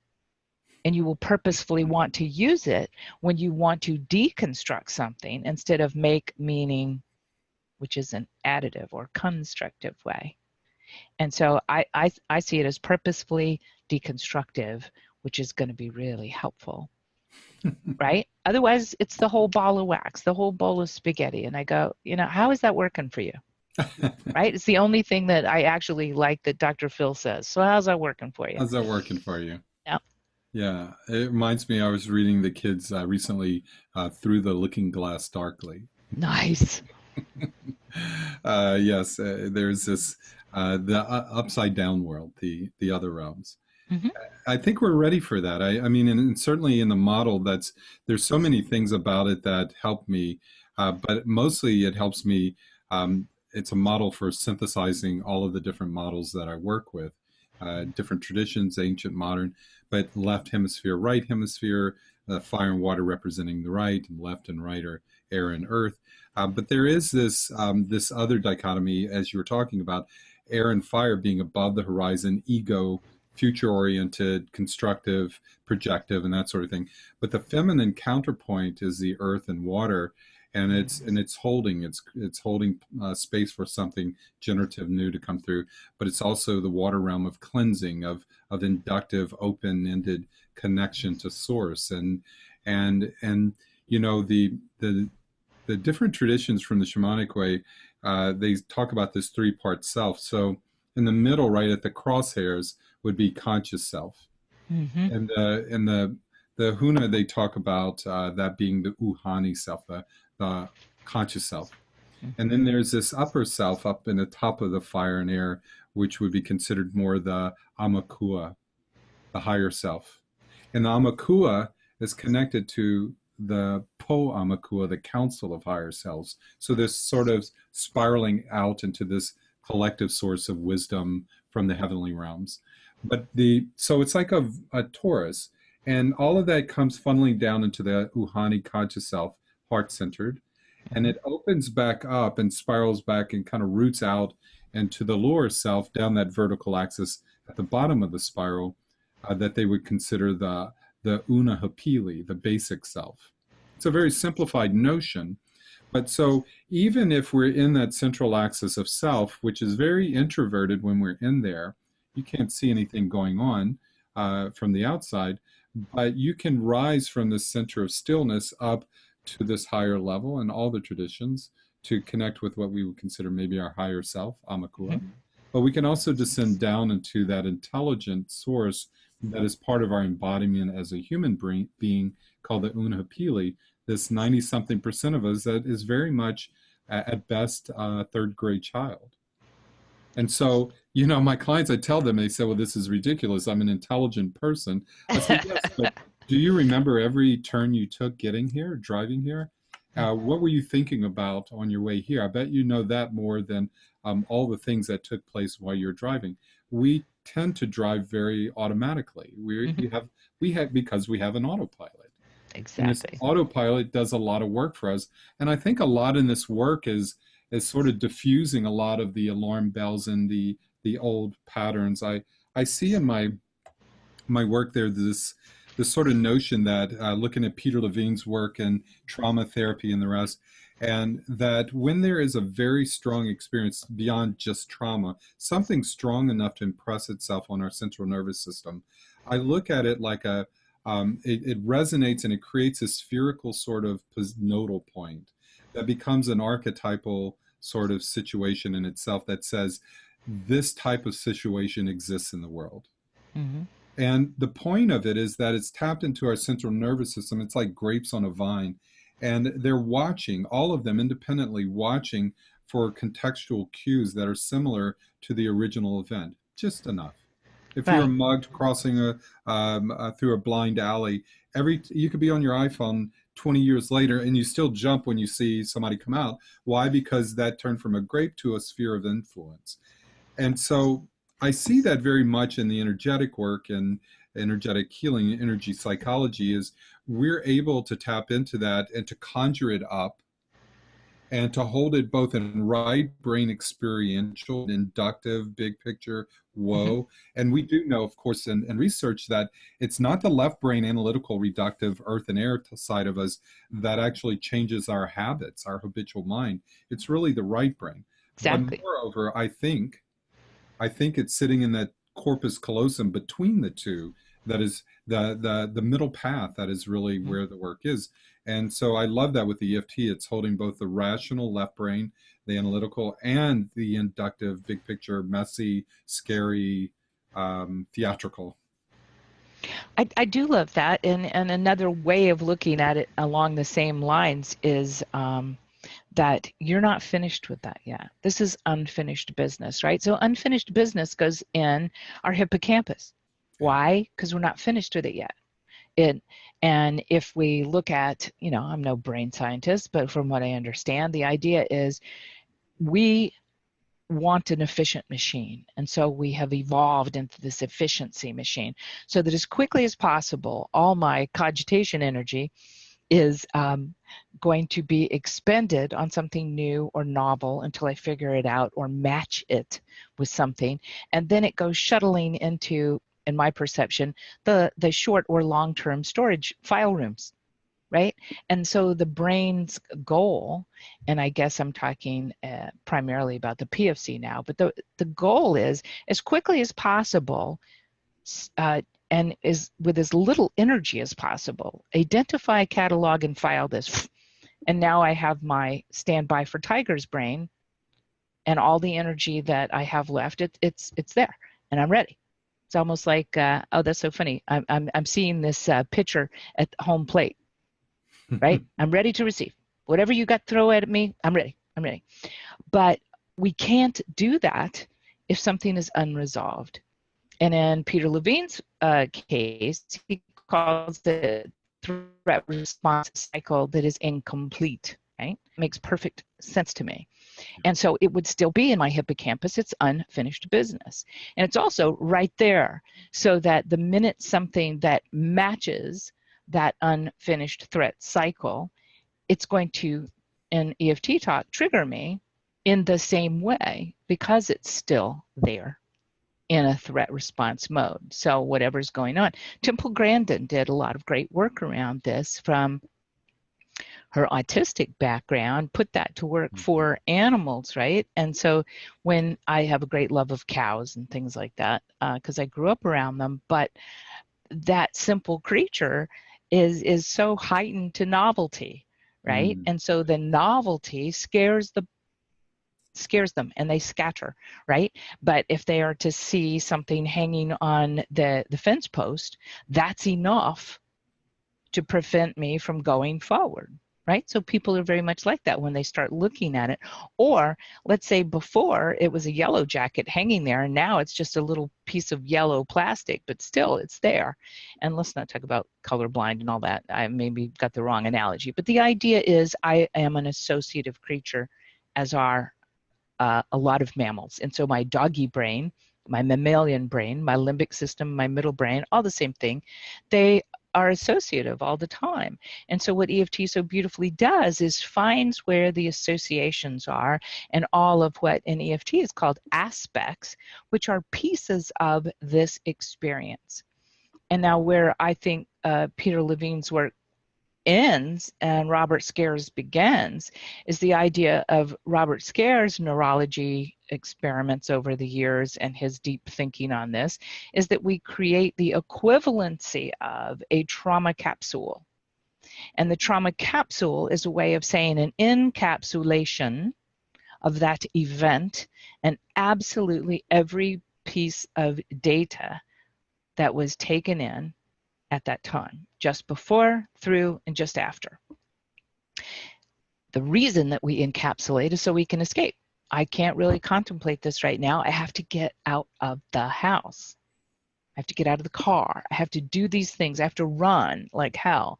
I'll think about that later, is the equivalency of that encapsulation, which is a survival feature. What happens when I get out of that experience and everything is fine and I'm clear, in the clear, that's when it starts to leak because it's trying to complete the threat response cycle. But all the billions of data bytes in there are not actually the problem. It's actually probably a handful of those that are still activated. The way in which our body perceiving possible threat opens up the floodgates of sensory detail amassing is just a thing of beauty when you think about it. Every possible piece of information that I might need is becoming hyper available to me. Unfortunately, if we can't complete that threat cycle, that threat response cycle, and it all washes away into a file cabinet that is not activated, we have this hippocampi experience where it's still going on. And this is, in fact, the textbook idea about the veterans that we work with in EFT. Prolonged exposure is not helping this, folks. No. That's why the dropout rate is huge, because who wants to do that all the time without resolution? All it's doing is just grinding it in, right? Same old thing. Yeah. So, you know, the bad version of Groundhog Day, the movie. So this is what we're up to, is encountering all of these somatic, emotional, sensory, all these details, and finding out, I know it's not every single billion aspects, it's a few. Which one is most present to you now? And then we process it together. That's is what we're doing. So what rises is what's in the field.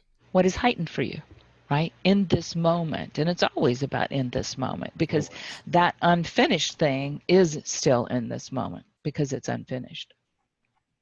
I like that. It's very Taoist in the sense that, you know, if you go in the Qigong master, you say, I'm feeling anxious. They won't get into the external context of what's triggering your anxiety, unless it's some immediate threat to them as well. But generally speaking, they say, well, that's associated with the spleen. Mm-hmm. And we're going to work directly on releasing that dark chi or whatever is binding it up, because when it's in a bad way, it creates this effect that we recognize as an energetic response, an energetic response of anxiety, stress, worry. And the beautiful thing, just like with EFT, the results are practically immediate. Right? There is no wondering if it works or not. So true. And the meridian we're accessing in the algorithm is the spleen is included, along the triple warmer. Why? Yep. Because it is the one that is activated with that sense of anxiety or threat or In whatever this let moment, us in right this now. moment, right now. And there is nothing else. I think that's my favorite part of the I guess I would call it also the Taoist of it, or the even the Zen of it, is that there's only the now, and let us deal with the now. Well, and in the bigger picture of it, developmentally, culturally speaking, I could see the value of these movements, and and there's this, the unified field theory, and very much like the model I work with, has a sort of toroidal sort of movement to life. Everything is going through this torus. We know that cells have a healthy cells have a defined center and the nucleus, and there is this torus of energy flowing in and out like an apple core of Mm-hmm. energy, right? And there is this idea that going past a tipping point at the top of the torus is called the event horizon. And there is Mm-hmm. this drawing in then of the spiraling in. You can see the black and white balls spinning in. And you could see it funneling into this omega point. In the middle of the apple is that place where the seeds of transformation occur. And it funnels in, and those balls not only move faster in that cycle, but they are Mm-hmm. moving quicker together, and they're tightening together all the way in. And there's zones, as I see it. In each of these phases, there's zones. And the zone out here at the beginning of the event horizon, where these sort of polarized opposites are dialectically dancing in this big swing, maybe it takes every 17 years to come back full circle to the thing you started with. As we're going through this refining process, it's spiraling in, and it becomes every 7 years, every five, every two. And at this point, in some ways, culturally, we're in that exponential speeding up point of that, what some say are getting to that omega point of some massive change happening. And in this zone, the tools and the way of practicing and the way we approach this must be in resonance with the needs and accord of that arena. What we're having here was not what we could do 17 years of psychoanalysis with in the 50s. Right. And the beauty of that is, was it correct or was it not correct? No, it's absolutely beautiful.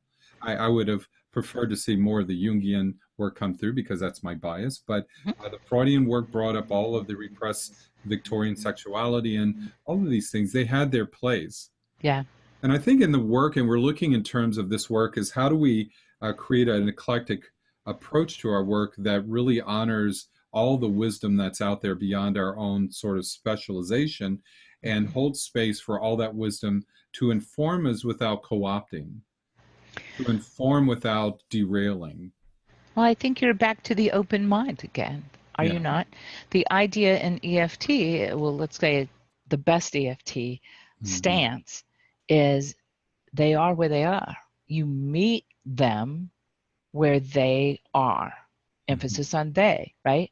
In order to do that, going right back to what you're saying, one has to have the open mind to just not judging it. That is where they are.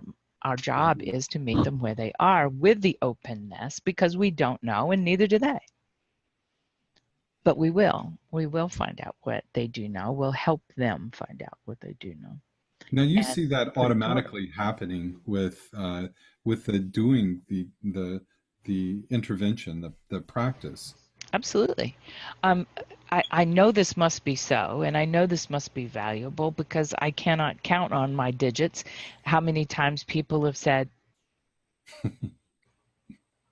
I just don't feel judged. Hmm.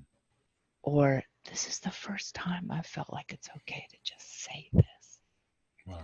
Right? And to me, that's music, because that means it's a good thing you got up today, because this person needed to feel unjudged for once in their life, and to be able to say their truth safely, and note that the consequences were not there, the negative consequences rather, were not there for saying their truth. I just had somebody tell me, who's older than me, I have to tell you, and I have to tell you first, I was able to tell my story to my family, and I've never, ever been willing to do that before. And I'm still alive. I mean, it's just like, it was ultimate freedom for them. I think that's why these That's techniques huge. that it is huge. It means that person has come into their own emotional freedom and blossoming, and they're able to live now, right? I don't know anything more about it than that. I don't necessarily need to. It just means that you were able to guide them and walk with them to this place where they could do that thing. As you can tell, I get into a lot of pronouns. I find them very useful. That Pronoun. thing, this place. It's an important thing. I did this training with remote viewing, Mm, this CIA-based program, and right. and the big part of getting these very left brain people, very analytical, to Mm-hmm, go into that very right brain function of being able to see into things, to actually see not just qualitative things, but actual experience, anything you can photograph. mm-hmm, And a big part of it you learn is essentially playing charades with yourself and mm-hmm, breaking the fixation. They would say, okay, go 10 feet away from the target, and what do you imagine experiencing? Now go 15 minutes ahead, go mm-hmm, 20 minutes behind. And so they're looking for all of these places around this sort of crystal of reality and saying, let's look at all these different facets. And what's interesting is you'll hit the target every time. I mean, I hit every one of the targets, but I didn't see the whole crystal. I saw all the facets. They mm-hmm, knew what they were looking for and they got what they needed. But there is a sort of playing charades with yourself. And one of the initial parts of it, this is kind of neat. I think it's an interesting thing it says about our brain. The first thing that you do in the upper right hand corner, they'll bring a random number to you on a little sticky paper. And it'll be 543297 or something like that, just a random number that's been created. And in another building on a ledger, that same sequence of number is attached to a photograph and a outline of what that is. It could be anything you can take a picture of, a person on a horse or an event or whatever it is, or a landscape. okay. And so the first thing they do is bring this to you and they say, now I want you to look at it, and in the upper right hand corner, I want you to write everything you think it is. Just let your imagination run free. And so I'm like, okay, well, I remember first going in and I was very fanciful. And I'm like, okay, I don't know why, but I see the Kremlin. Okay, I suppose it's a Kremlin, but okay, where? And then he says, keep going. And I go into a filing cabinet, pull out this top secret thing, and I go through this whole process. I'm really, really, some part of me, my ego is really kind of getting into it. Now, that's the garbage can.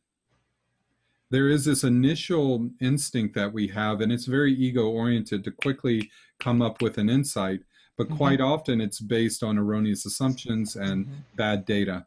It's just like I need to figure it out so quickly. But in this very um, particular type of work where you have to be very precise, that does not work. And then underneath, to your point, he would say, okay, now I want you to, now that you did that, let's move on. I want you to draw on this part of the paper with your hand. As you look at the numbers, let your hand just free draw until you're done. And then over here, you write down what you wrote, and then, but you can't use language like I drew a big circle and a zigzag. You say, my hand went up to the right and kind of squiggled to the left, and it says ifness. It's still very right brain qualitative. And then even after you get into it, you don't want to say, I see the Southwest and I see, these arid stones. No, you say it's stone-like. yes.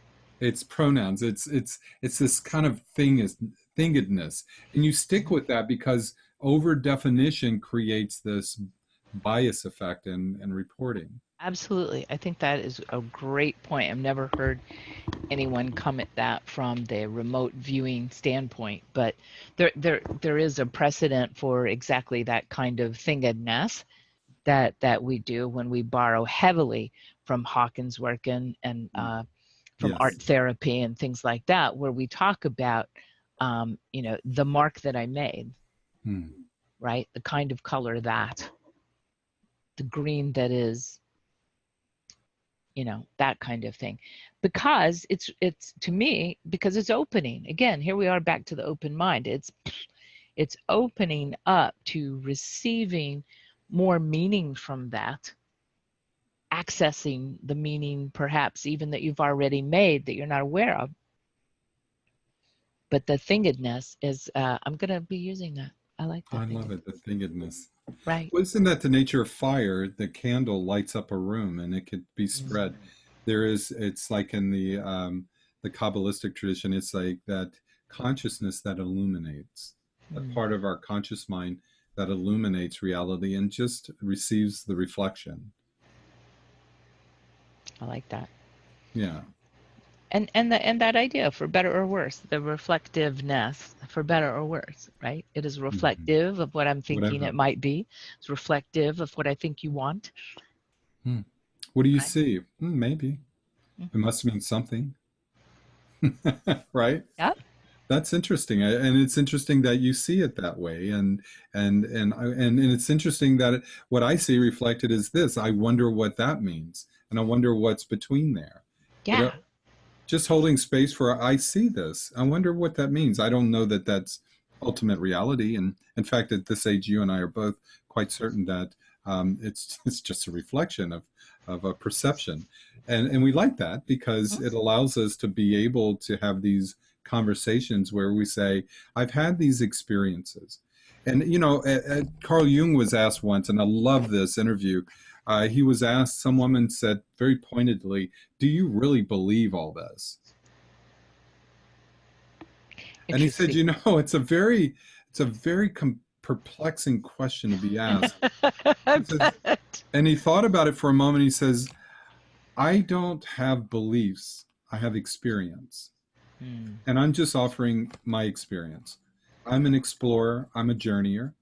And this is what I've seen and witnessed. Mhm. I'm just sharing that. Lonely Planet Traveler's notes. And I would love to see your notes. I would love to see what you see.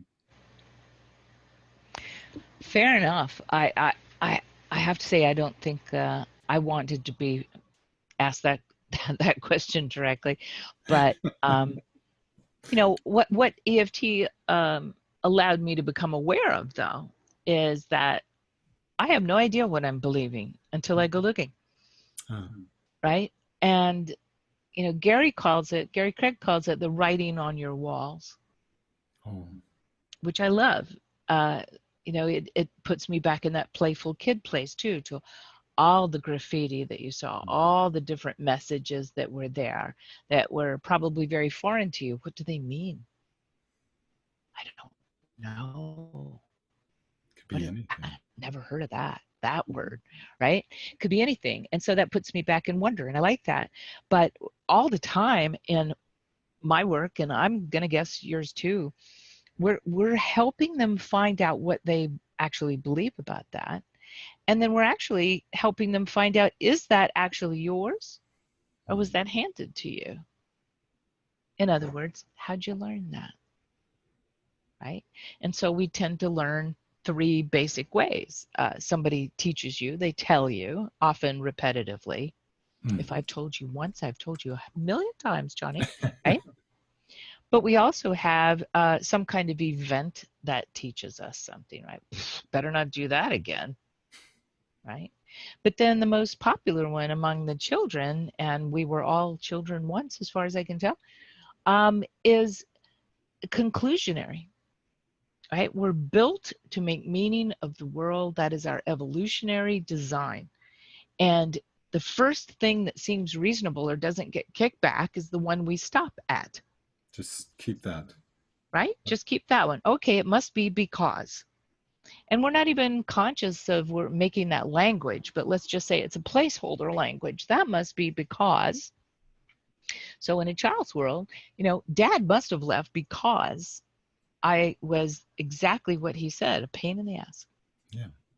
I am the cause of dad leaving. Okay, right? And that word because is very powerful. Because it's hugely powerful, right? It speaks to the meaning we've made. But even a loving, conscious, doing their best super parent cannot change that perception for you, that perception that repeated has become a belief, because they don't know you're thinking that. They don't know you're believing that. But when we do hear a child say, well, it's probably because, or I did this and therefore, they don't talk like that, but I'm just giving you the equationary language. Um, that's when an adult, any adult, is able to go, huh, wow, I had no idea that you arrived at that conclusion or thought that thing or believed that or had that idea, is where I usually end up, right? I had no idea you had that idea. Can I talk to you about that? Because I don't think I've ever had that idea. Could we talk about this? Right? And It, immediately they realize, yes, that is a unique perspective, and it's what I'm holding. mhm.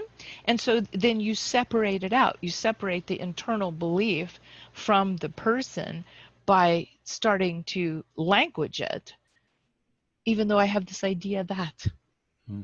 is a step away from this internalized perception, right? Ah, that's And important. it is. And when you remind them that it's an idea, you are signaling purposefully to them this idea, this idea, this idea, instead of, even though I am a horrible child, I Mhm. am an ultimate disappointment, becomes, even though I do have this idea, I guess, that I am, whatever, it's an idea. And suddenly we can work on something and see it more clearly because it's not an internalized thing with no name, shape, form. Well, it does have all of the above, but it's so integrated in our biocomputer, our experience of reality. Like Einstein said, the mind that's creating the problem is not going to be the one that solves it. Yeah. So Jung would say, well, there is this power of dissociation where we can see these parts, just like in archetypal work, seeing it as another. And then in that synaptic space, and maybe that's a big part of this whole human experience, is seeing ourselves as this through this illusion of separation. So we can have this moment to say, huh, you're a variation on a theme, aren't you? Mm-hmm. And in that space, so that dialectics can occur. What does this mean? How do we hold this in a way that's generative and good? The Right. challenge is that there is such theater and its opposite, and the warring and the fighting and saying, well, my way is right. I know it is. Your way is obviously completely asinine and backwards, and therefore we shall fight. Yes. We shall. so so our culture has perpetuated the dynamics of conflict. And I remember in my work in graduate school when this model first came to me, I had been taking lectures on non confrontational models of resolution, and I'm thinking, oh my God, this is what it is when everyone is allowed a place around the table and they're all held in accord, like the ideal model of the UN. Yeah. When everyone plays nice and everyone has an equal place at the table, not the whole table Mm-hmm. or control over it, there's something beautiful happens. When everyone in the tribe sits around the fire, something beautiful happens. But line them up, and something seems to go awry. Something seems to be, well, who's first? Who's behind? Who's stuck in the middle?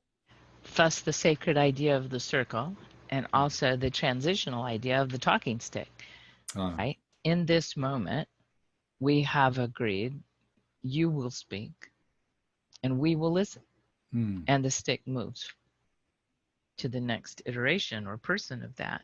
Absolutely. I think that's all true. And going back to what you said a minute ago, I thought was really important is our ability to dissociate, is our ability to step back and look at this creation others have made, this creation I have made with my meaning about what that means and what that means to me and all this sort of stuff. Here on this plane of play, investigation, experience, whatever, this ability to dissociate, step back from, and look at is our peculiar gift.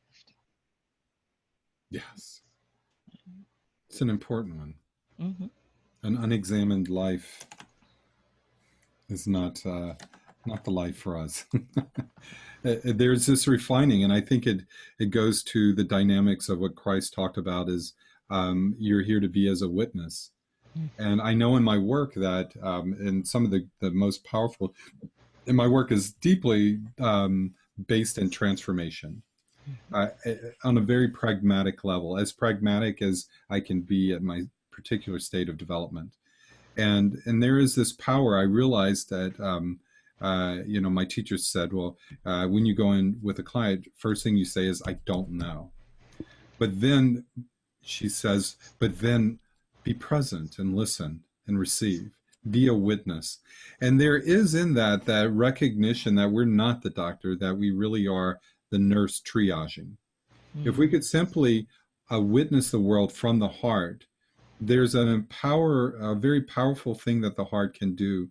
It can take it all in and transform it and synthesize it. And because they say in the mystical traditions, the metaphysical, that the heart is the center between the lower self and the higher self, between Panchamama and earth and wisdom and the heavenly energy. They come into resonance here with the soul.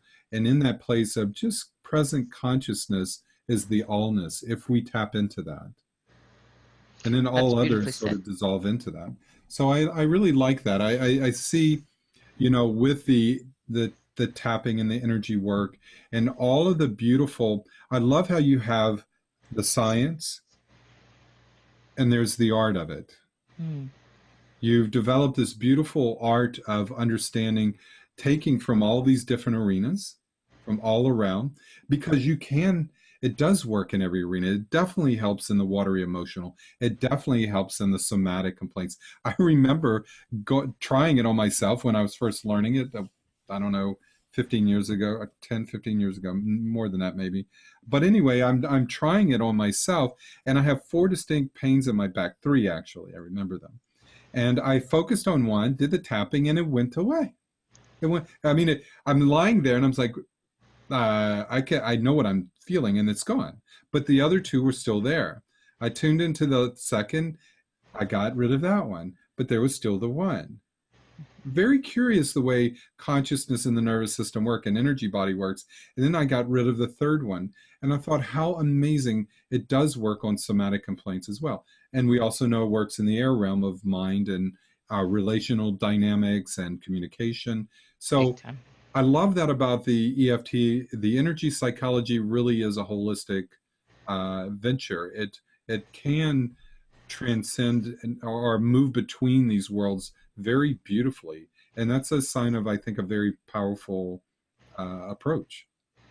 Well, thank you. And I think I'm feel so simpatico about you because I Mm. observe you doing same things, and so I'm attracted to that because we have some operational compatibles, right? Some Um, compatibles, yeah. some compatibles, and I do think that um, often you'll see when I write about these things, I use W in front of it. It is a holistic with a W Mm. before the H of it because I think that's what's important to pass on. It is a complete amalgamation of many powerful ideas packaged in a terribly elegant little elemental format. And the use of it that you can teach your grandchild is just as powerful and relative to them as the deep underpinnings of an iceberg in the hands of someone who has uh, transformational guide services available to give, right? Mm. It's that it's again it's up and down that vertical axis. I think at the highest little tiny level of encounter, it's this beautiful little peak of an iceberg out there that a child will go, oh, I can do it and I'm done. And then you can travel all the way down into these depths. This heart of darkness is exactly what we're talking about. And yet we don't get lost, and we have a guide, and that is our job. And this little tool set is deconstructing that with them, with them. And so important to be there with them and for them. we look at the times we're in. I mean, we're all come into times. We always have these bogeymans, but they certainly have theirs. They're up against a lot, and I dare say those that do come in at this time have to be intrepid souls to know what they're coming into, but to know that we're creating a space for them, a generative space to help them navigate this and discharge what is not theirs, what they need to be able to quickly let go of, I think is very powerful. My son started a program, or he's starting this year, a brand new program. A couple from Yale that that had this great idea for project-based learning at kindergarten, first grade. He's in first grade, and their teachers are marvelous. They're very open. They brought in people from all around the world to understand their methods and the way that they held this educational process. All very, I mean, I'm having so much fun connecting with his teacher alone. She's an amazing woman, and I would love. I know you're in New York, and I'm down here in Connecticut now, and I would love to be able to work bringing you to that program, the Slate School, and have you teach this tool. I've taught it to my kids, and it's phenomenal. But we do know well, being parents, that it's always very powerful when another brings it. I I like nothing better. I mean, that, as you well know, is part of what I'm up to in the world. Is I'm not turning away from veterans work, and I'm not turning away from one-on-ones. I'm turning in towards, to shore up. That's not actually the word. It's to expand my focus upon the young ones and arm them, equip them is a better word, equip them with these tools for better knowing your emotional wisdom, for better access to all of you, as a way to be more powerfully in the world, more powerfully engaged, more powerfully managing, self-managing, more powerful envisioning. Yeah, that. Is Please, this a book you? please do find an opening. Yes. I, I'm going to send this interview to Julie and make sure that that happens, and I know she will love it. That'd be And great. I would definitely make sure that I'm very excited for that. Is this the subject of your book that you're writing? Um, Thank you for asking about it. I thought I was writing a book called The Heart of EFT, and the more I wrote in it, and the more it refused to be finished, the more I contemplated, why is that? Do I have too much to say about it, or am I being redundant about it? And then I realized, oh, it's because it's not about EFT. And so later I went, well, is it about the heart of healing? And I said, I think it might be, but it sounds presumptive. And so what could you say about that is more true, which is a favorite question of mine. And I Good went, question. this is about how we heal. And I went, oh, okay. So now, part of this last year has been going back through and just taking out some of the mini EP or EFT references and realizing this is just about the decision to help ourselves and others heal, Wow. right? What do we need to take with us for that journey? And so what I've come up with is a rather meandering and sometimes humorous prologue. Then I've got about 22 sections. They're not chapters, but they're about 22 sections of different emotional concepts and cognitive concepts that I think we would likely pack with us and take Mm. with us Wow. for this work that we do. And so that's what I'm writing. This is how we heal. And Wow. so we'll see. Maybe a better title still will come to me, but I think that I is can't what I imagine. can truly say right now. Well, that's a beautiful title, How We Heal. It's a very powerful, powerful. Well, I hope it's open enough so that everybody feels like it's not the way we heal. It is, oh, these are the things. These are the kinds of things that factor into how we do that. Because isn't it beautiful when somebody gives you a piece of advice and go, well, that's easy for you to say. How do I go about that? Well, yeah, that's conceptual aspects are really important, but also the realistic part, like how. How do you, what resources, what tools are you using? How do you apply them?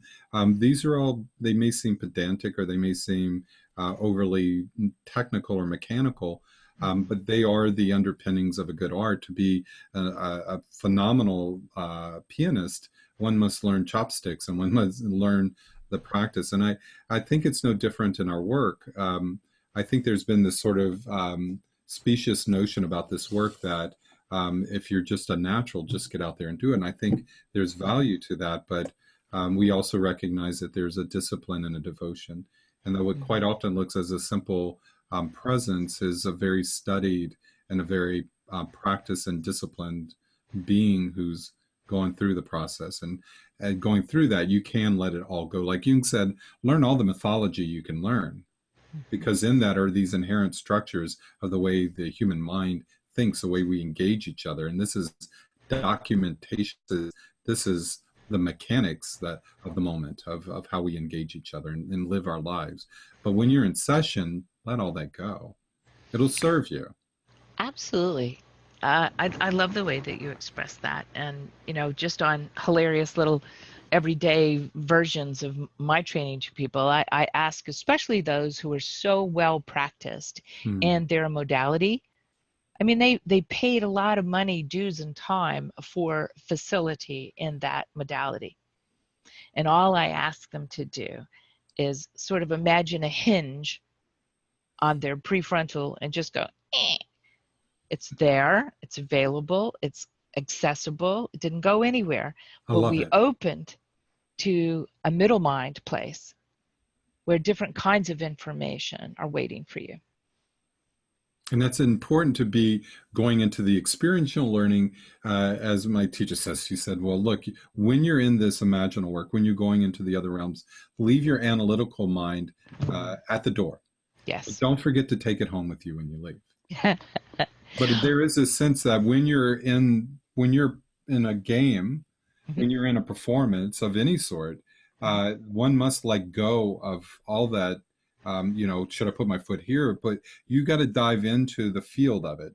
But then before and after, that is a place of analysis, and that it's appropriate then to go through the review the game.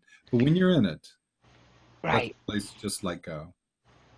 Absolutely. That perceptual place that we're doing has all those things off to the side as conscious choice, deliberate Mm. choice, and the ability to hold that field, I think, is very practiced. I don't mean fey or slick. I mean, I deliberately worked at that Yeah. for a very good reason that then I can share with somebody else. Um, so I believe you're absolutely right about that. And so this deliberate coming to, I think ACM calls it the holy instant, right? A Mhm. Course in Miracles, I think, calls miracles and this spontaneous kind of healing space. They call it the holy instant. But I think of this moment that we are with whoever we've agreed to be with as a version of that.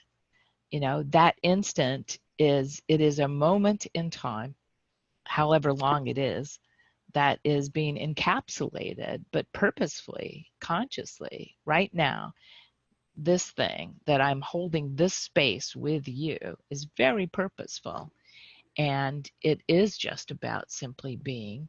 And I've developed more uh, faith and certitude that all those tools that I need, or they're just right there if I need those. But nothing is going to replace the idea that this thing that we're creating in safety and consciousness for that person, there's nothing more important to them than that. And I don't actually care what modality that you come at it with. Mm. If you have this, it's going to be a healing of, I don't know, as they say, what else is going to happen. But that's part of the Shoshen. That's part of the Zen beginner's mind of just clean, The center of it all. the center Without of it that, all. there is all the rest is just other things. It's just stuff, Hmm. right? Yeah. Right. Well, we're talking about Kairos time and time out of time, and there's Chronos time, time within time, and Kairos can lead us in places where we say, "Oh my God, was that really 2 hours?" Yeah. You know, Chronos says, "In fact, it was." That's true. Well, in terms of Chronos, I realize you do have an appointment to make, so I appreciate you taking this time with me.